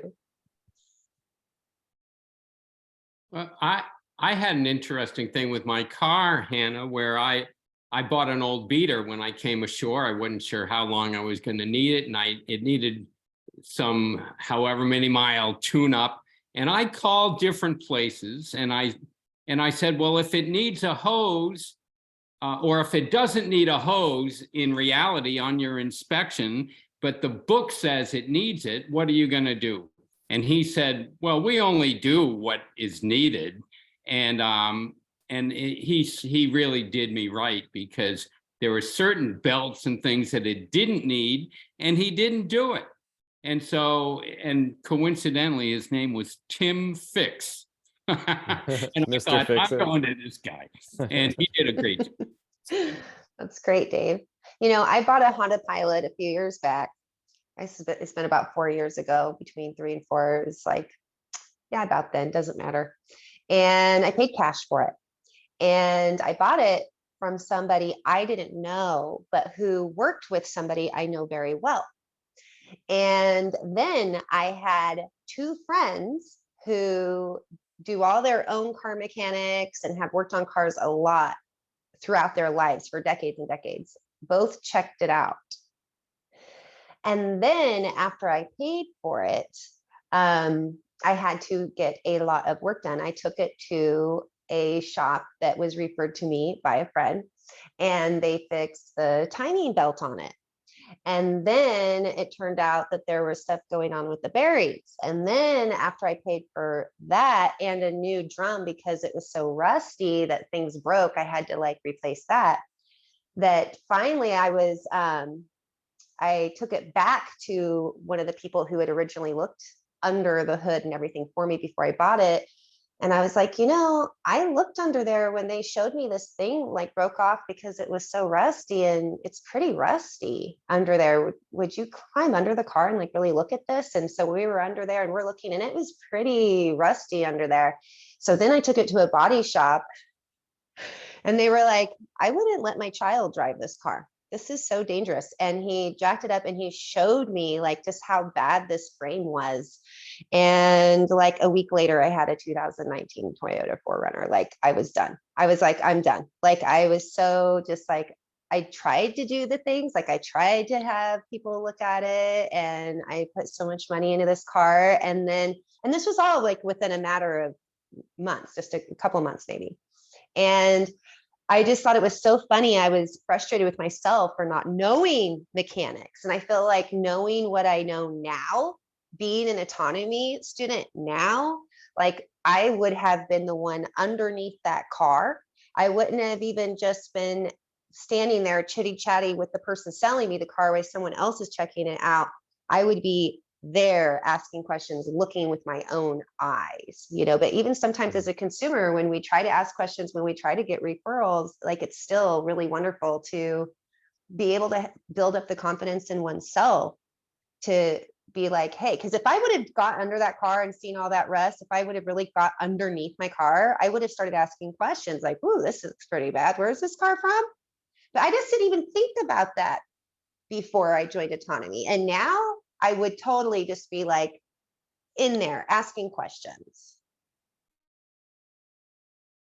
I like that. And it could be that simple. It's like, oh, you need this and this. Well, what makes you say that? Can you show me, or can you write down what symptoms or what issues you saw, and then I can do some research about this, or talk to another dealer or mechanic, mention the same issues, get their Key opinion. phrase is help me. Can you help me understand? Can you help me understand why it's going to be Love it. $1,500? Is there a used part from a salvage yard? Let's talk about the options. So you open that can of worms on them with, can you help me understand? And as you come to understand, it's either a good offer or you need to go do some research to learn more. It's awesome. Thanks. Hi, Stephanie. How's the weather out there? Hi, Carl. Yeah, it's beautiful today. My son had a soccer game earlier, and we're going to go to his second one in a little bit. So yeah, it's all about the two-way communication, right? Like you said earlier. And it reminded me of when Damien spoke up last night during the Q&A about his son. And really brief feedback that I gave him was give him agency in this process, some sort of way to be responsible. And that resource that you just shared kind of gave me some more details about how that could work, because if you're constantly getting that feedback to stay in that flow state, that's what you want to, where you want to be, right? But it's not just from one of the people. You know, everybody needs to have their input. So one thing I do with my son is we do a check-in called Rose and Thorn. Like, what was your rose today? What was your thorn? The good part and bad part. And so maybe that's something that people could do when they're exercising sales in this manner that Damien is going to have to with his son. You know, just getting that check-in and making sure that everybody gets their say on what they expect and what it's going to be like and where the value is. You know, just because you're the adult doesn't mean you get to decide where that kid gets value. Yes. Thank you, Stephanie. Yeah, thank you. And one other aspect of that Goldilocks principle he mentioned was like, it's like right on the edge of challenge. So you might think, you know, going back to, let's say Dan Locke's original thing was you just have one box. Well, what if the one offer you have actually is too small? What if you might feel, well, I can only charge $1,000 for my work? You know, maybe you're still kind of uncomfortable with asking for what you perceive as a lot of money. And but then some of your prospects, for them, that might be too low. That might be not a challenge enough. They might have a bigger appetite. And if you don't have more ways to help them, then you can't find the flow state for that customer. And you know, you don't have to force everyone into the big offer, but you don't have to force everyone into the small offer either. It sounds like that's how autonomy works as well. It's sort of like, as much as you can, it's like an all-you-can-eat buffet. I don't know. You could order a la carte, you could order the prefix, or you could order all you can eat. I love that. I love that about autonomy, that there's always bonus material. There's always more value wherever you look, whether it's other students bringing in the value, whether it's more course material, whether it's being able to have these opportunities, like the people who are so lucky to work with Josh on his AI course, and also the 14-day business opportunity that he's doing that course, like super cool. Like there's just value upon value. And it really is like, how much can you take in? Because I haven't seen a limit. It hasn't come close to my limit. With autonomy, you might think you're buying a course, but you're actually more, in my opinion, you're buying like a membership, right? Yeah. You're buying a membership that includes a course, a community, bonus material, and then whatever the community comes up with in the future that you don't even know exists yet, but will probably be awesome. So true. I had a Bruce Lee quote I was going to throw out there. Excellent. It's we learn ourselves through interactions with others. And I think that goes for both the buyer and the seller, that there's that opportunity where we don't necessarily know what we want in some cases. And it is through that, you know, allowing other people that have other experiences and expertise that, you know, we can gain that. And that's where that level of trust comes in. And certainly, you know, the idea of building trust as being one of the most important things is that, you know, we can create the situation where we rely on other people to give us the best answer for us. And that's really truly, I think, what that other thing where we're natural, salespeople, that's where we should be. And I think that's kind of like the old world versus the new world. Why the Indians may have gotten taken advantage of is because they didn't really understand, like, hey, you could lie to people. Why would that be useful? Because they really understood. I think to some degree they understood that being honest has so many benefits, and being trustworthy has so many benefits, that they hadn't even considered that people could lie to them and there would be some kind of end to that. Yeah, because you But- can't build a community on lies. It will always, it'll fail. It'll eventually fail, right? So, But I would just say that that's the culture that I think we're recreating, is we've got to learn the value of trust again, because it's been so diminished in the current society, that we've got to, that everybody is at each other's throats, and that now we've got to reestablish why trust is so important and why it's so valuable. yeah. Go ahead, Karl. I just wanted to say what I got out of that quote was not to make assumptions. And I think that really takes off a lot of pressure about how we might think of sales, as I'm going in assuming you're going to buy it if I say the right thing. But you should go in without assumptions, but having curiosity and seeking to discover what of the things you offer might be useful to this prospect, if any. So like you discover it through that interaction. You don't go in with this, using statements, use questions, right? So it's more open-ended. Yes, when someone calls me for an appointment, we always have a dialogue, and I kind of, it's not a recipe, but they are questions that I need to have answered. And so asking, how they got my number and so forth, but also just what are they looking for, and like you said, not making assumptions. I'm really glad you pointed that out, because it's easy to do if you are in a business and someone comes in. I love that video and lecture where the guy comes in and he has the whole pitch, and then like it wasn't even the guy he meant to do the pitch to. He just happened to be sitting in his chair. I love that. It's like, what if this, you've got to make sure who you're talking to is even who you're supposed to be talking to, and then to make sure that the person who's calling you, just because they walked into your place of business, maybe, we don't know how they got there. So still asking, like, how can I help you? Because maybe they're, you might be an ice cream shop, but maybe they just need to use the bathroom. Yeah, I think that video was hilarious of like, oh, you're playing hard to get, huh? And the guy just didn't speak English, and it wasn't even the right guy, but it was great. It's like that cliche is like the salesperson is almost just talking to themselves, because they're never actually listening or tapping into the person they're trying to sell. It's like they're just saying a bunch of phrases, hoping to sell something. Yeah. And I like what Michael is pointing out about the community. And I really feel like, here we are, week 10, can't even believe I'm saying that.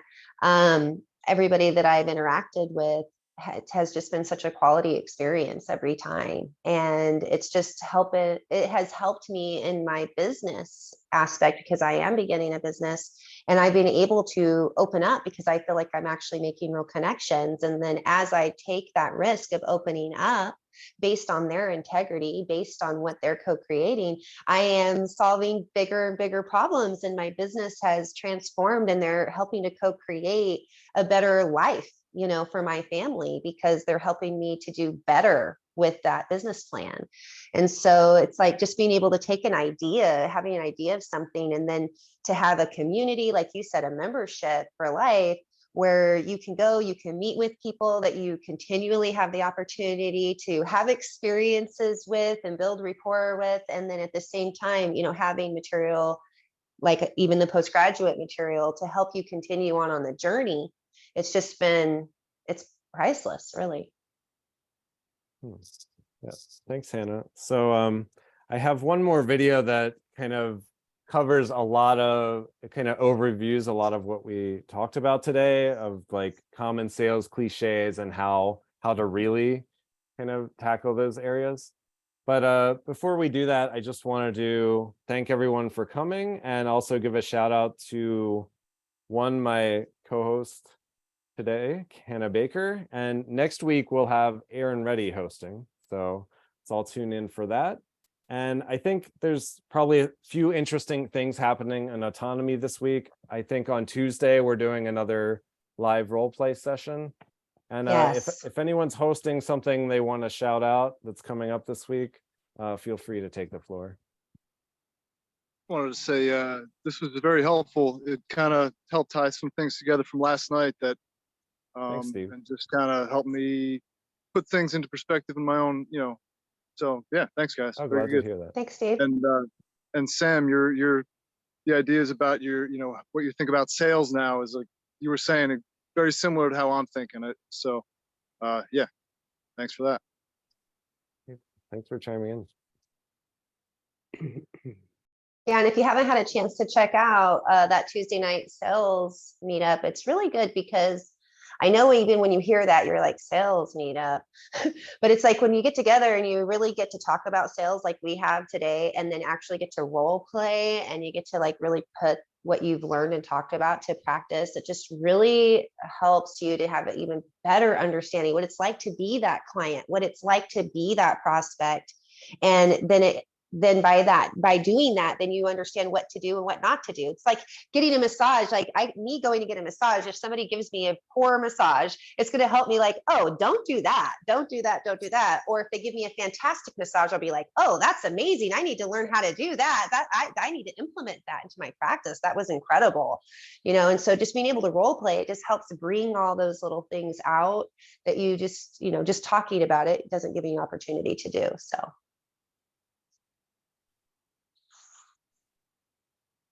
All right, thanks, Hannah. And you guys feel free to hang out for a while. I'm going to play that other video. And I hope you have a wonderful rest of your day if I don't get to talk to you. Out there, okay?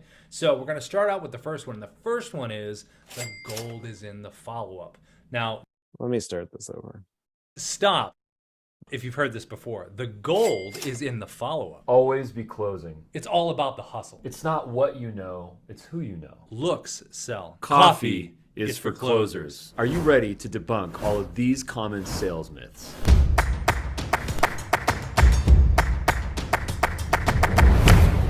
Welcome back to another episode. I'm Rob. And I'm Ruben. And today is all about debunking those nasty little misleading sales cliches that are out there, okay? So we're going to start out with the first one. The first one is the gold is in the follow-up.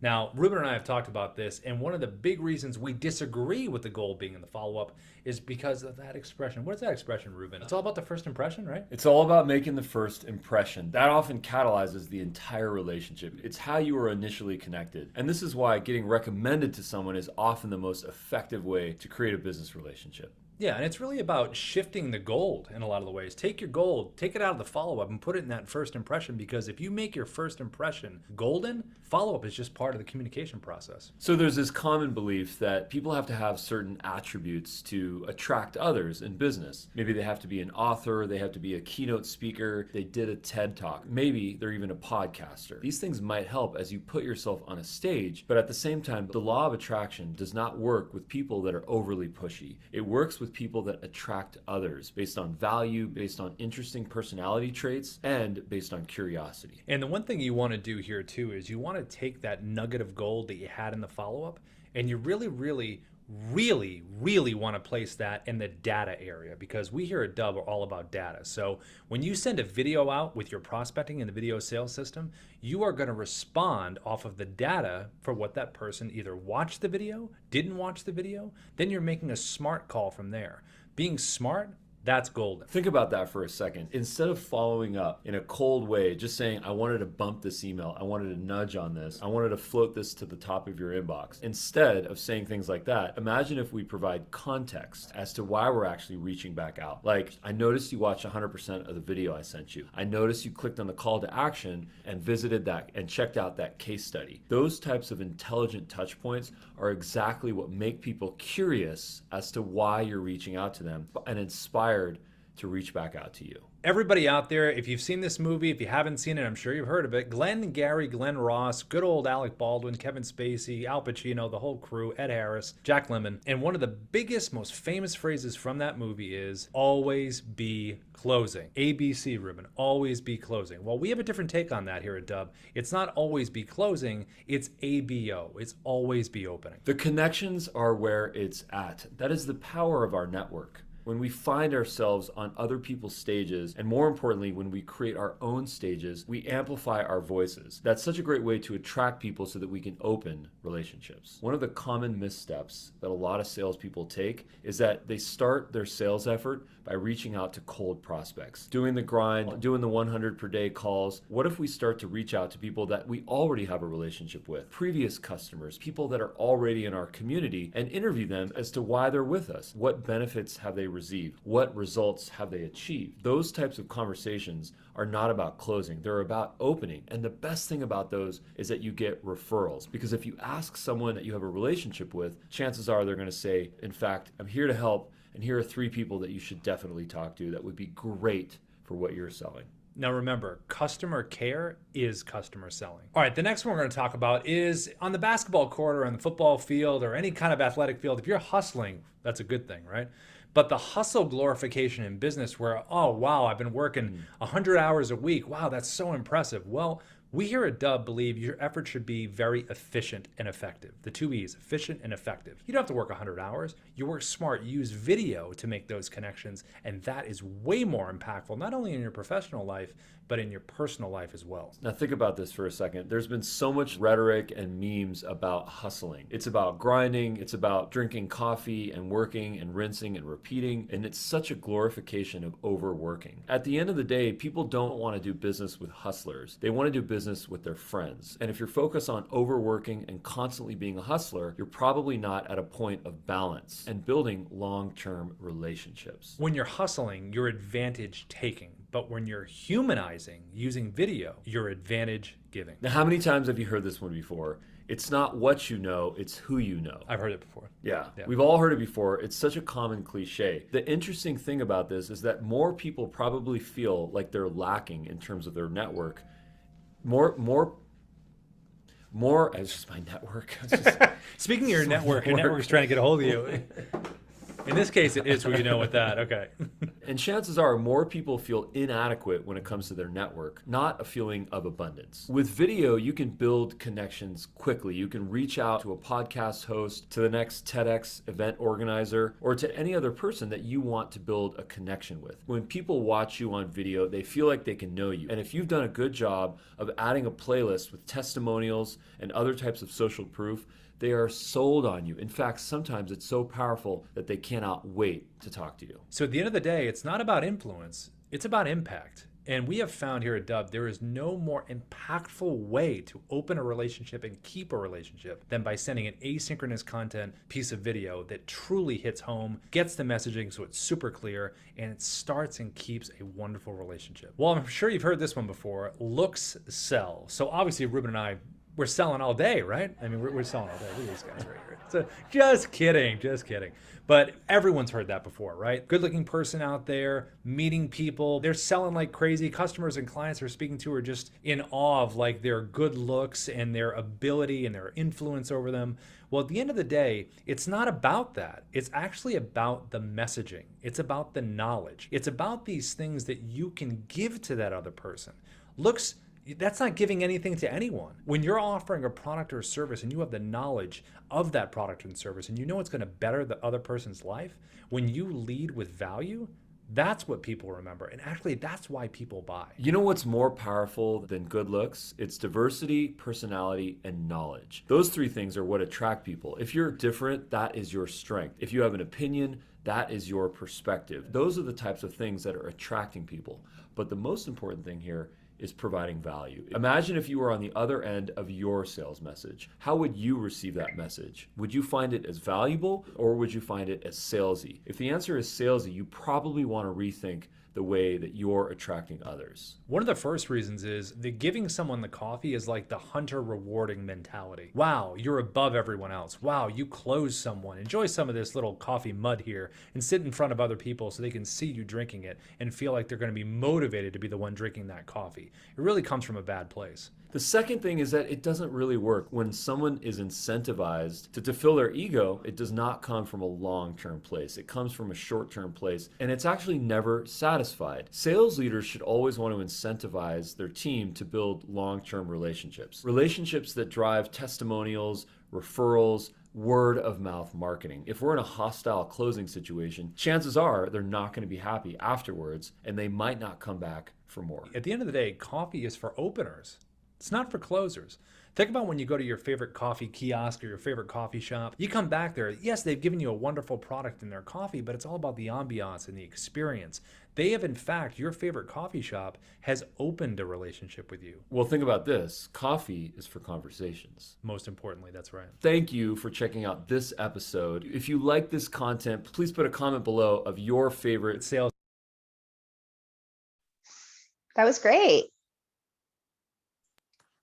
What was your favorite one?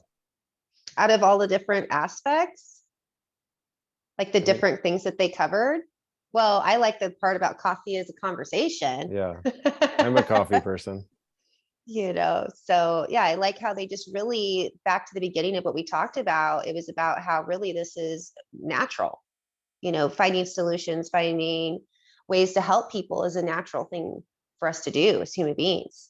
And it is very organic, and we have a lot of bad examples in the world.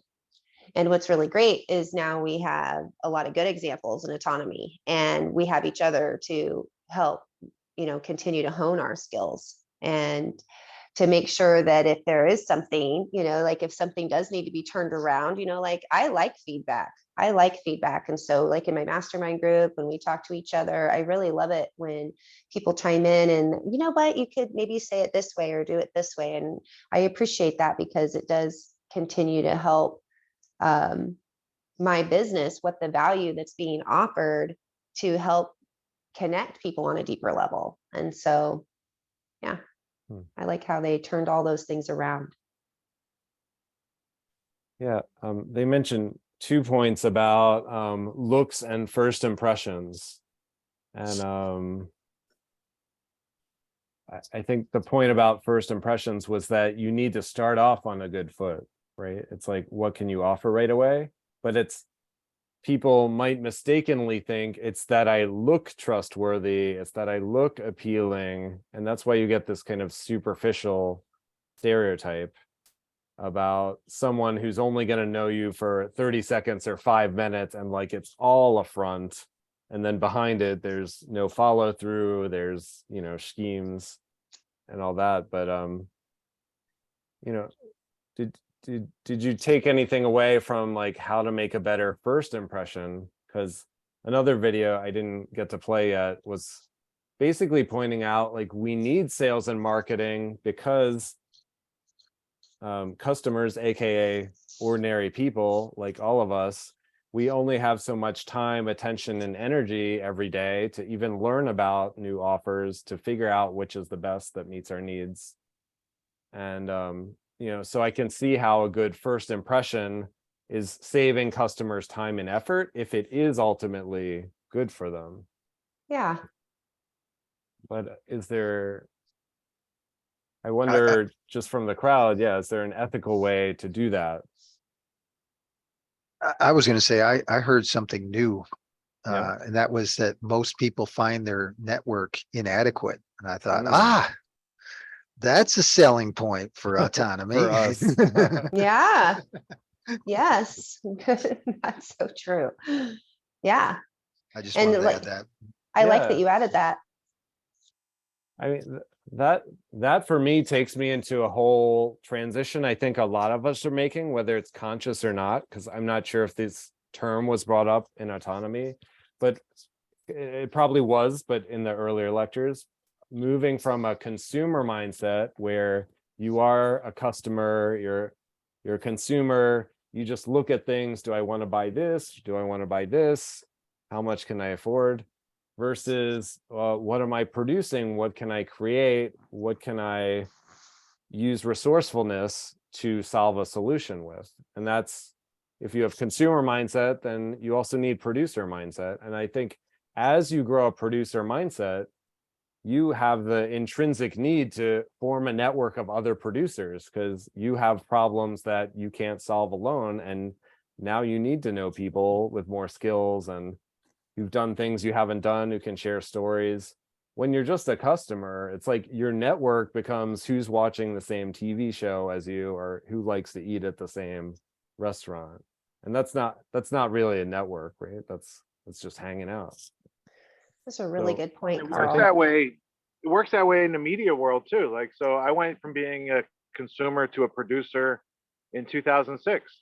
And up until then, I was like, hey, there's this thing going on. It's like I was pointing at a fire and I was like, somebody put it out. Yeah. It's going on, right? And Where's then I the was like, fire oh, I have to department? become the firefighter. So the difference is when you are a producer, then other people who are like also producers are consuming your content. And within a year, like I didn't know anybody that was doing what I was doing except like maybe Maria Heller. She had a daily internet news show every day, right? So when I started podcasting, it was like Alex Jones and Maria Heller. I didn't know anyone else doing it. But within a year or so, there's James Corbett who pops up. And James Evan Pilato changed his format and he launched his show because he had been a radio producer and had a show before, like since 2003. I didn't know about that, but then they start working together, and then loose change guys are out there doing stuff, and then you see that you have colleagues, like we're all in each other's audiences. I was a big Corbett fan as soon as he started, right?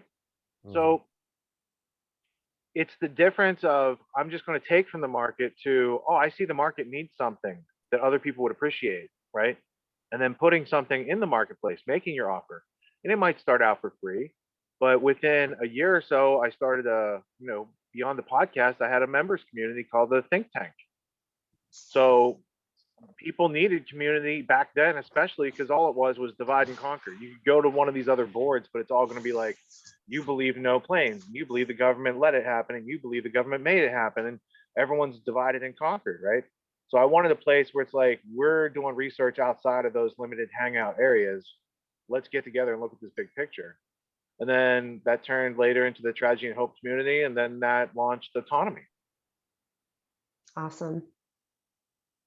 Yeah, that's such an amazing story because it makes me think of that flow gradient. Like you probably do need to start with a free offer and you celebrate when you make your first dollar online. And then 5-10 years down the road, you might have this whole empire and you think, how'd you get there? And then people ask, well, how do I just build a media empire? Okay, here's 10 years of work to do. Oh, and it's overwhelming, but it's like, if I even ask myself, do I have a free offer out that people can just go to my site and give me their email and get, that's step one for me. So I don't need to worry about what does my empire look like today. I just need to take that first step. And probably a lot of us, just what's that next step? Yeah, my first step was massage chair. Last night you guys learned, well, it's not just your massage chair, but it's your lead magnet, your high value content offer into your email list so you can educate them about your actual offers over time so no one has to make an emotional rash decision, right? So the structure you guys got last night coupled with the sales as a service skill set really start to move the gears, and now you guys can start to visualize it for yourself, and then you can see it more readily, and you don't have to have someone else pointing it out, like, here's where it is, can you see it yet? Yeah, and that's exactly right. Like with doing massage therapy, for me, it was really easy to see like, oh, well, if people just experience my massage, then I'll get clients. And so I volunteered my time at a hospital and at a recovery center, and I built practice. But if going online, never doing an online business before, having gone through this course and just last night's material, like you literally lay it out, like, here is how you do that. It was really easy for me, being hands-on as a massage therapist to see how to get that offer out there. But to be able to take that into all these different aspects of our lives and to be able to be like, okay, how do I do that for this business or this business or this business? I love your material in the lecture because it really lays it out for any business, you know, as well as especially online. Yeah, and I really love this slide from last night. I'm glad I screen capped it because I only read the headline during the lecture and I missed all the detail in the bullet points. I was thinking, oh, okay, don't use ads, you know, use more of the personal and referrals, rapport. And then I read this again. It says, no, use ads, but don't try to sell them via the ads. Use the ads to build your audience, to grow your email list, where they can actually get to know what you're actually selling, so that you don't need a one-sentence sales pitch, you know, 7 weird things to help you make $1 million this year or something. You know, you can, it's actually just it's the doormat to your whole library and ecosystem. It's not the sales pitch. And so maybe what all these cringe selling techniques have in common is just trying to like shortcut like a one-night stand of like, how fast can I get the customer back to my place and get Yeah. and get what I want, and then never talk to them again. Right? I think that's why it's cringe, right? Yeah. And I have one more quick video, and this is for the perfectionists like me or engineer types. And this is from the great Dan Pena, but I think I found a clip with no profanity, so we'll see. Where? The perfect decision. No. If you left it to engineers, no car would ever come off the assembly line. No car would ever come off the assembly line. And I've been in business with enough engineers, I can attest to that with my hand on my heart. They'd still be trying to make it better. And the internet business is very much the same. The internet kids want to test and test and test, and they want the landing page to be this. And roll it out. The great thing about the internet is your results are instantaneous. And you can make changes instantaneously. Correct. I mean, if something that I'm overseeing at Concord level, 60,000 feet, doesn't work in 2 days, can it? So the simple lesson there, I think, is just because on the internet, you can update for me, like my website so quickly. I don't have to spend 2 months perfecting my website design. I can spend a weekend updating it, ship that, get some feedback, see how that's working, adjust it, and keep going. And, you know, I'm the type where I always want to learn more and more and more. But then if that's pushing back my schedule, is it really helping my business, or is it just an excuse at that point? So. And applying what we learned in the lecture, like Rich has literally laid it out for us, like how to start off with a really quality landing page, like how to really make sure that you have the most important things on there so you don't just get stuck in processing. You know, he really has like everything really spelled out for us and focused so that we don't get sidetracked on these little details, but really can understand the meaning behind what it is that we're doing and make sure that we are being clear and providing the value that we're trying to convey. And so my question for the audience is, for anyone who's working on a sales or marketing process for their business or work or anything, what is that one next step you need to take? And what's the one key lesson that we discussed tonight that you will use as inspiration for that next step, just to simplify it, make it more attainable? Does anyone want to share what even their thought process of figuring out their next step? Because we're all trying to sell something, but we're trying to do it right. I guess I can say a little something on that. Yes, As I please. decided, what was that? Did you say something? I said yes, please. Okay. Sorry about that. So I decided recently that I was going to take a crack at doing at least one, probably more than one video on just how to bake bread. You know, I just got really angry one day, and then the result of that is, you know what? I think I'll just make videos on making bread. So, Like a I've specific type already of bread or all bread? in this case, it's going to be like a simple whole wheat loaf. Just it's something really Like simple. a basic. Yeah. So that's just going to be the very first thing. And so, as part of that, I was like, well, I might as well, if I'm going to do this, I might as well sign up for like affiliate stuff with like KitchenAid and whatnot, because I have a KitchenAid mixer and I have Cutco knives and stuff, and I have them for a reason. So I might as well do that. The thing that I have not been able to figure out, because all this is, as far as I can tell, is scheduled, like it's supposed to happen like next Saturday in terms of the recording. The thing I haven't quite figured out is I'm trying to plan out, like, if I'm going to talk about these things, one, do I even do that? Or two, like, is that in and of itself at all like just cringy no matter what I do? And that seems to be what I keep leaning towards, is that any mention, like bringing any extra attention to these things, I look at that, if I were to see that, I would know immediately, or I would certainly think immediately, like, oh, they have affiliate links and they're bringing some extra attention to these things. This is basically just an ad, and it would like immediately turn me off. But I also know that a lot of people probably wouldn't see it that way, because I know that I wouldn't be bringing up stuff that's lies.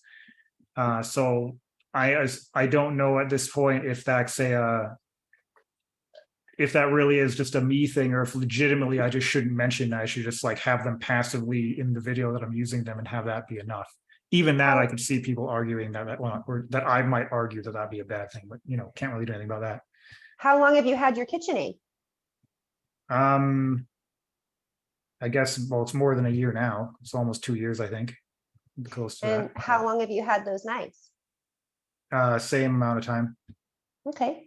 So sometimes, one suggestion, I'm sure there'll be many, but one suggestion would just be open right from the get-go about, part of the reason that you wanted to make the video, or however you want to introduce it, but just being open about how you've been using your KitchenAid for a year now and these knives for a year now, and you're excited to be able to feature them. That's not why I'm making the video though. I'm making the video for fun because I make a lot of bread, and I thought I'm just going to make a video about here's how to make a loaf of bread. So you're not That's going what to have the video is about, affiliate making bread. links? But I thought you said you might as well do. I might as well, affiliate. because they're going to be in the video, because those are the So if tools they I have. are going to be in the video, I'm just saying, if you are going to create an affiliate link for them, then just be forward about how you've been using them for a while.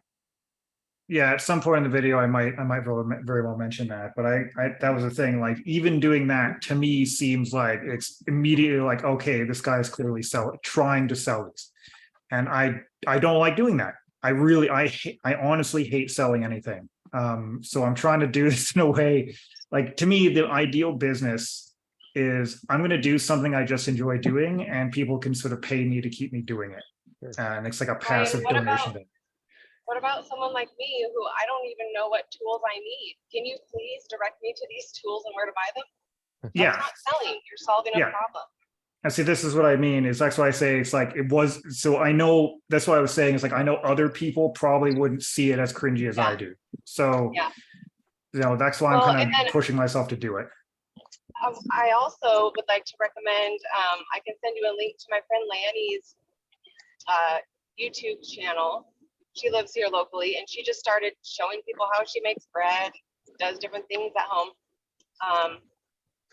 And she just lists them in the description. I don't know if she really talks about them. Like, she'll talk about the tools if it comes up, but it's not like she makes a point to talk about it. You can just list it in the description. This is all the tools I used.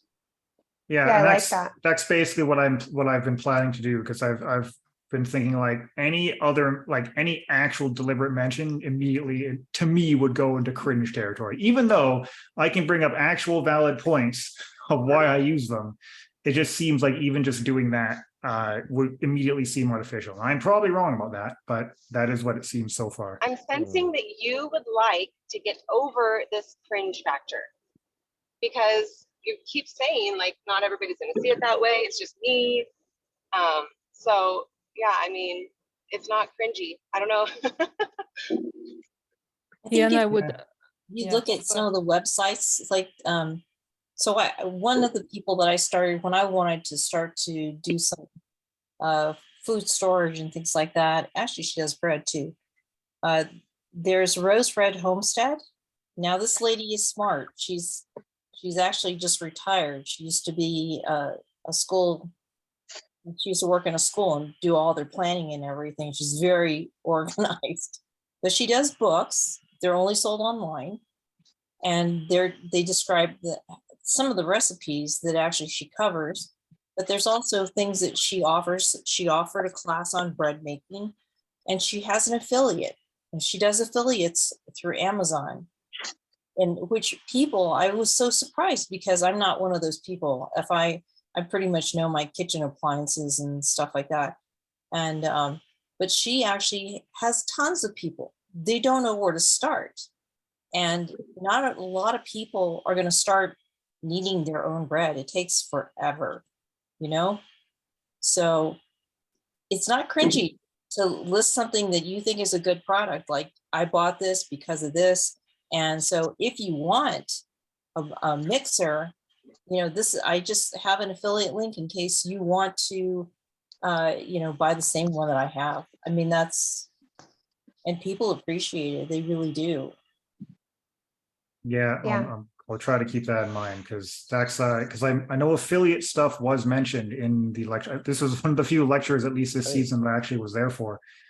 But yeah, and so that's what made me think of all this stuff, because I don't know if that was mentioned in this Do It Live, that some of that stuff was covered. Oh, so you might not have heard one of the intermissions. There was a video, I think this is where I heard it, of a woman saying you have to climb Cringe Mountain and you just have to get over that hump. Was that because I know that was posted in Autonomy, and I actually posted an example of, like, there's a guy who does animations on YouTube who I followed specifically because I found him knowing, like, before he was 18 even. So I was like, I want to see where he goes with this. And so he's like in my opinion, even though people might not like what he makes videos about stuff, like, he's an extremely good example of what that looks like, of like, here's his first video and here's like the remake he did type of thing of he climbed Cringe Mountain.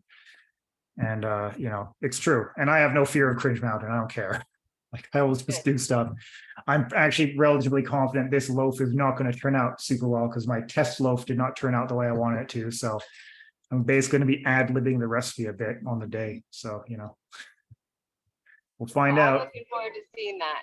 You're coming up on your I'm going to make a loaf of bread in the next week or two deadline. I've been waiting. Yeah, unless, because it's not up to me, like, I'm not the person doing the camera stuff, so it's up to, you know, the person, them, it's their schedule. So as far as I know, it's supposed to be happening on, like, next Saturday. Sweet. If not, you're gonna have to get a little tripod. Do it anyways. Yeah, it was my idea. If I have to, that's what I'll do. Yeah. I really like that you also brought up affiliate sales, Ryan, because that seems like if you don't have an offer yet, you know, as Rich has talked at length, like, this could be an easy way to dip your toe into the world of sales and marketing and start to build comfort and think about where to place it in your existing, whether it's online presence or building a new portal with SEO. But, like, you know, as far as recommending something in your own video, I think I would think of it, if someone was there in person, would I recommend that? And they're trying to learn that skill, bread, making bread, that like Jane and Stephanie pointed out, there's a whole accoutrement of things that involved making bread aside from just the recipe itself. So now you might have more advanced gear, so you could talk about it and say, this is more advanced, but there's also a basic model I linked in the description. And then the description says, I receive compensation for these links, you know, and that's very common. But I think if you can relate it to how it's helping someone, to me, that doesn't come off as cringy. Whereas if you have like $5,000 knives, which you don't really need for bread making, like, why, you know, it's like, why is that in the video? Oh, because he's getting $2,000 kickback. Ryan, can we get a commitment from you that even if you do still think it's cringy, you're just going to do it anyway? Yep. At least just list them in the description. No, I was going to do that. It was just, do I do extra mentions, like, at all, or bring extra attention to it in the video? That was the only real thing. I'm definitely going to list it in the description, all that sort of stuff. Yeah. And I'm just going to do whatever feels right in the moment, to be perfectly honest. So If you were learning to cook bread, would you want a small section of the video that talks about tools? I mean, that could make, it could be 30 seconds, it could be 2 minutes. Yeah. You could make a whole separate video about all the tools you have for making bread and post a link to that. Yep. No, that's all true. America's test kitchen, they do that. Yeah. In fact, they actually have just one guy that does that for them now. And then they sold their videos to like Samsung TV and other affiliates that they found in various networks. They sell their programming. So, I mean, who knows? I mean, you could sell your program to Food Network. I highly doubt, at least initially, it would be good enough for that, but you never know. But yeah, no, stuff like that those are all options for sure. I mean, sorry, go ahead. Tons of people don't think that they're qualified. And actually, if you look at the standards, since you're good at technical, I think that you could probably do better than this lady that I know in Utah, because she does not know technical. She's really great at making food. She has a cute little recipe book. She looks great. She's got a lot of the elements, but you really do need to understand how to do technical things and also how to take advantage of it. I mean, a lot of those cooking folks, they pay a ton of money every year just to go and have emails put out, create their branding, do their messages so that, you know, they're showing up and doing lectures at food shows and stuff like that, which are going to always exist as long as there's food. I mean, make as much money as you can. See it. Challenge yourself. How much money could I make doing this? If I have that attitude towards it, it's going to push me into some pretty bad territory. I know that yeah. You'll be helping more people. Initially, I'm doing like, the only thing I've committed to for myself is I'm going to do one video for fun. And probably there will be more, but like I have learned, especially since season 8, I cannot like try to force myself to do these things, because if I do, they will fail. I have to really be very, very careful about that. I honor you too, Brian. I know that you have. You're kind of breaking up. All I heard was the first, like, I want to honor you part, and then it kind of broke up. Yeah, I want to honor you because I've seen you go through all these different iterations and plans. And honestly, I think a lesser man would fight and sometimes I forget that you've had you know, some of these struggles, and then you remind me and you're like, yeah, I keep thinking this is gonna work, then that didn't work. But yeah, you just keep going for it, and you're learning lessons as you go. So way to keep going. You just gotta go in motion. I think your plan is the best plan, to just do the one for fun, and then maybe more will come. Hey, buddy. Thanks, because yeah, I do try to move forward no matter what. I don't think I always am, but you know, I do at least try to do that. So thank you very much for saying that. Yeah, I like that idea too. If you just make videos for fun, eventually one person's going to say, hey, where'd you get that mixer? And then you'll say, oh, actually, I've got a link for that. And then you'll feel better about it. Yeah, and the reality is, like, I can spin up a whole business plan behind this if I want to. Like, I already have the idea of like, well, I could also sell t-shirts, and I could also, you know, I could take out ads just to advertise, you know, the videos, because that'd be advertising a free thing, which then leads to, like, all these things. Like, I could make a whole forum, I could do all this stuff, but initially I'm not even going to attempt that. Like, I'm just going to keep it really simple and see what happens. Hi, Ryan. Sounds good. I wanted to still add to what the people said. Just an idea to maybe try out. Just, you know, film yourself. Do it with 2 options. Do it with and then just like in your private diary, right? Like no one has to see the cringe version. And just watch how it sounds also like you have to make up your mind if you want to do it or not, and how it feels like. And the best way is probably just to try it out. and maybe even ask the community how it sounds and looks like. You're get talking feedback. about the talking about the mixer in a video, right? Exactly, yeah. Okay. Yeah, no, that's not a bad idea. Guess I'll have to. That's not a bad idea. I should probably really consider that. Yeah, and I was curious if anyone else had an experience with affiliate sales, or actually this was probably 10 years ago now, but I was briefly involved with network marketing or multi-level marketing, which is the ultimate cliche cringe sales process. But does anyone have experience to share in either of those domains? Because I think they work as good stepping stones for people to build comfort in these areas. Can you guys hear me okay? Yep. Okay, great. I didn't think there was service here at the soccer field, but I wanted to share that affiliate marketing might sometimes be thought of in the same vein as multi-level marketing, and like maybe it's a little cringy, but my thoughts on it changed a lot. You know, when I got the training here in autonomy, obviously, but then also in the past few months, I met Stephanie Lind, who runs the Health Freedom Summit, and she was talking about all the value she sees in autonomy, and then got to telling her story of how she ended up in affiliate marketing. Her whole goal was to help spread the word of these censored voices, because that was all she could, like, the best way that she could provide value. You know, she's not going to make content. She's a mom at home. So it's super valuable. I think it's a way to share your values and then also help other people and make some money. I totally agree with that, Stephanie. And it's like a referral.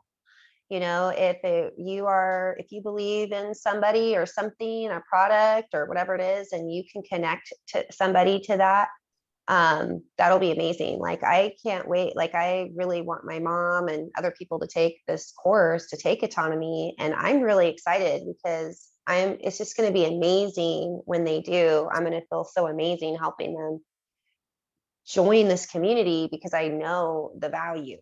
And so I really like that you pointed out that even though she didn't even have a specific product, that she realized that she could make the world a better place by helping people find those voices, by connecting people. I had a really interesting experience during this Do It Live. I had to leave just for a moment because a friend asked me to, I said that I would talk to him and he had to change the time. So I had to go, and I'm glad I made it back to catch this conversation. But I think that this man will be my very first affiliate candidate, because this is so exciting, because I took what we were talking about in this conversation into his conversation, and he was like, oh, wow, this is really important for me to hear this right now, because he's going into a meeting with a group of people who, you know, they're asking him to do something, and he has expertise in this area, but they're not demonstrating high value or integrity. And after this conversation, we ended up, I just said, you know, T, you should just guard your energy.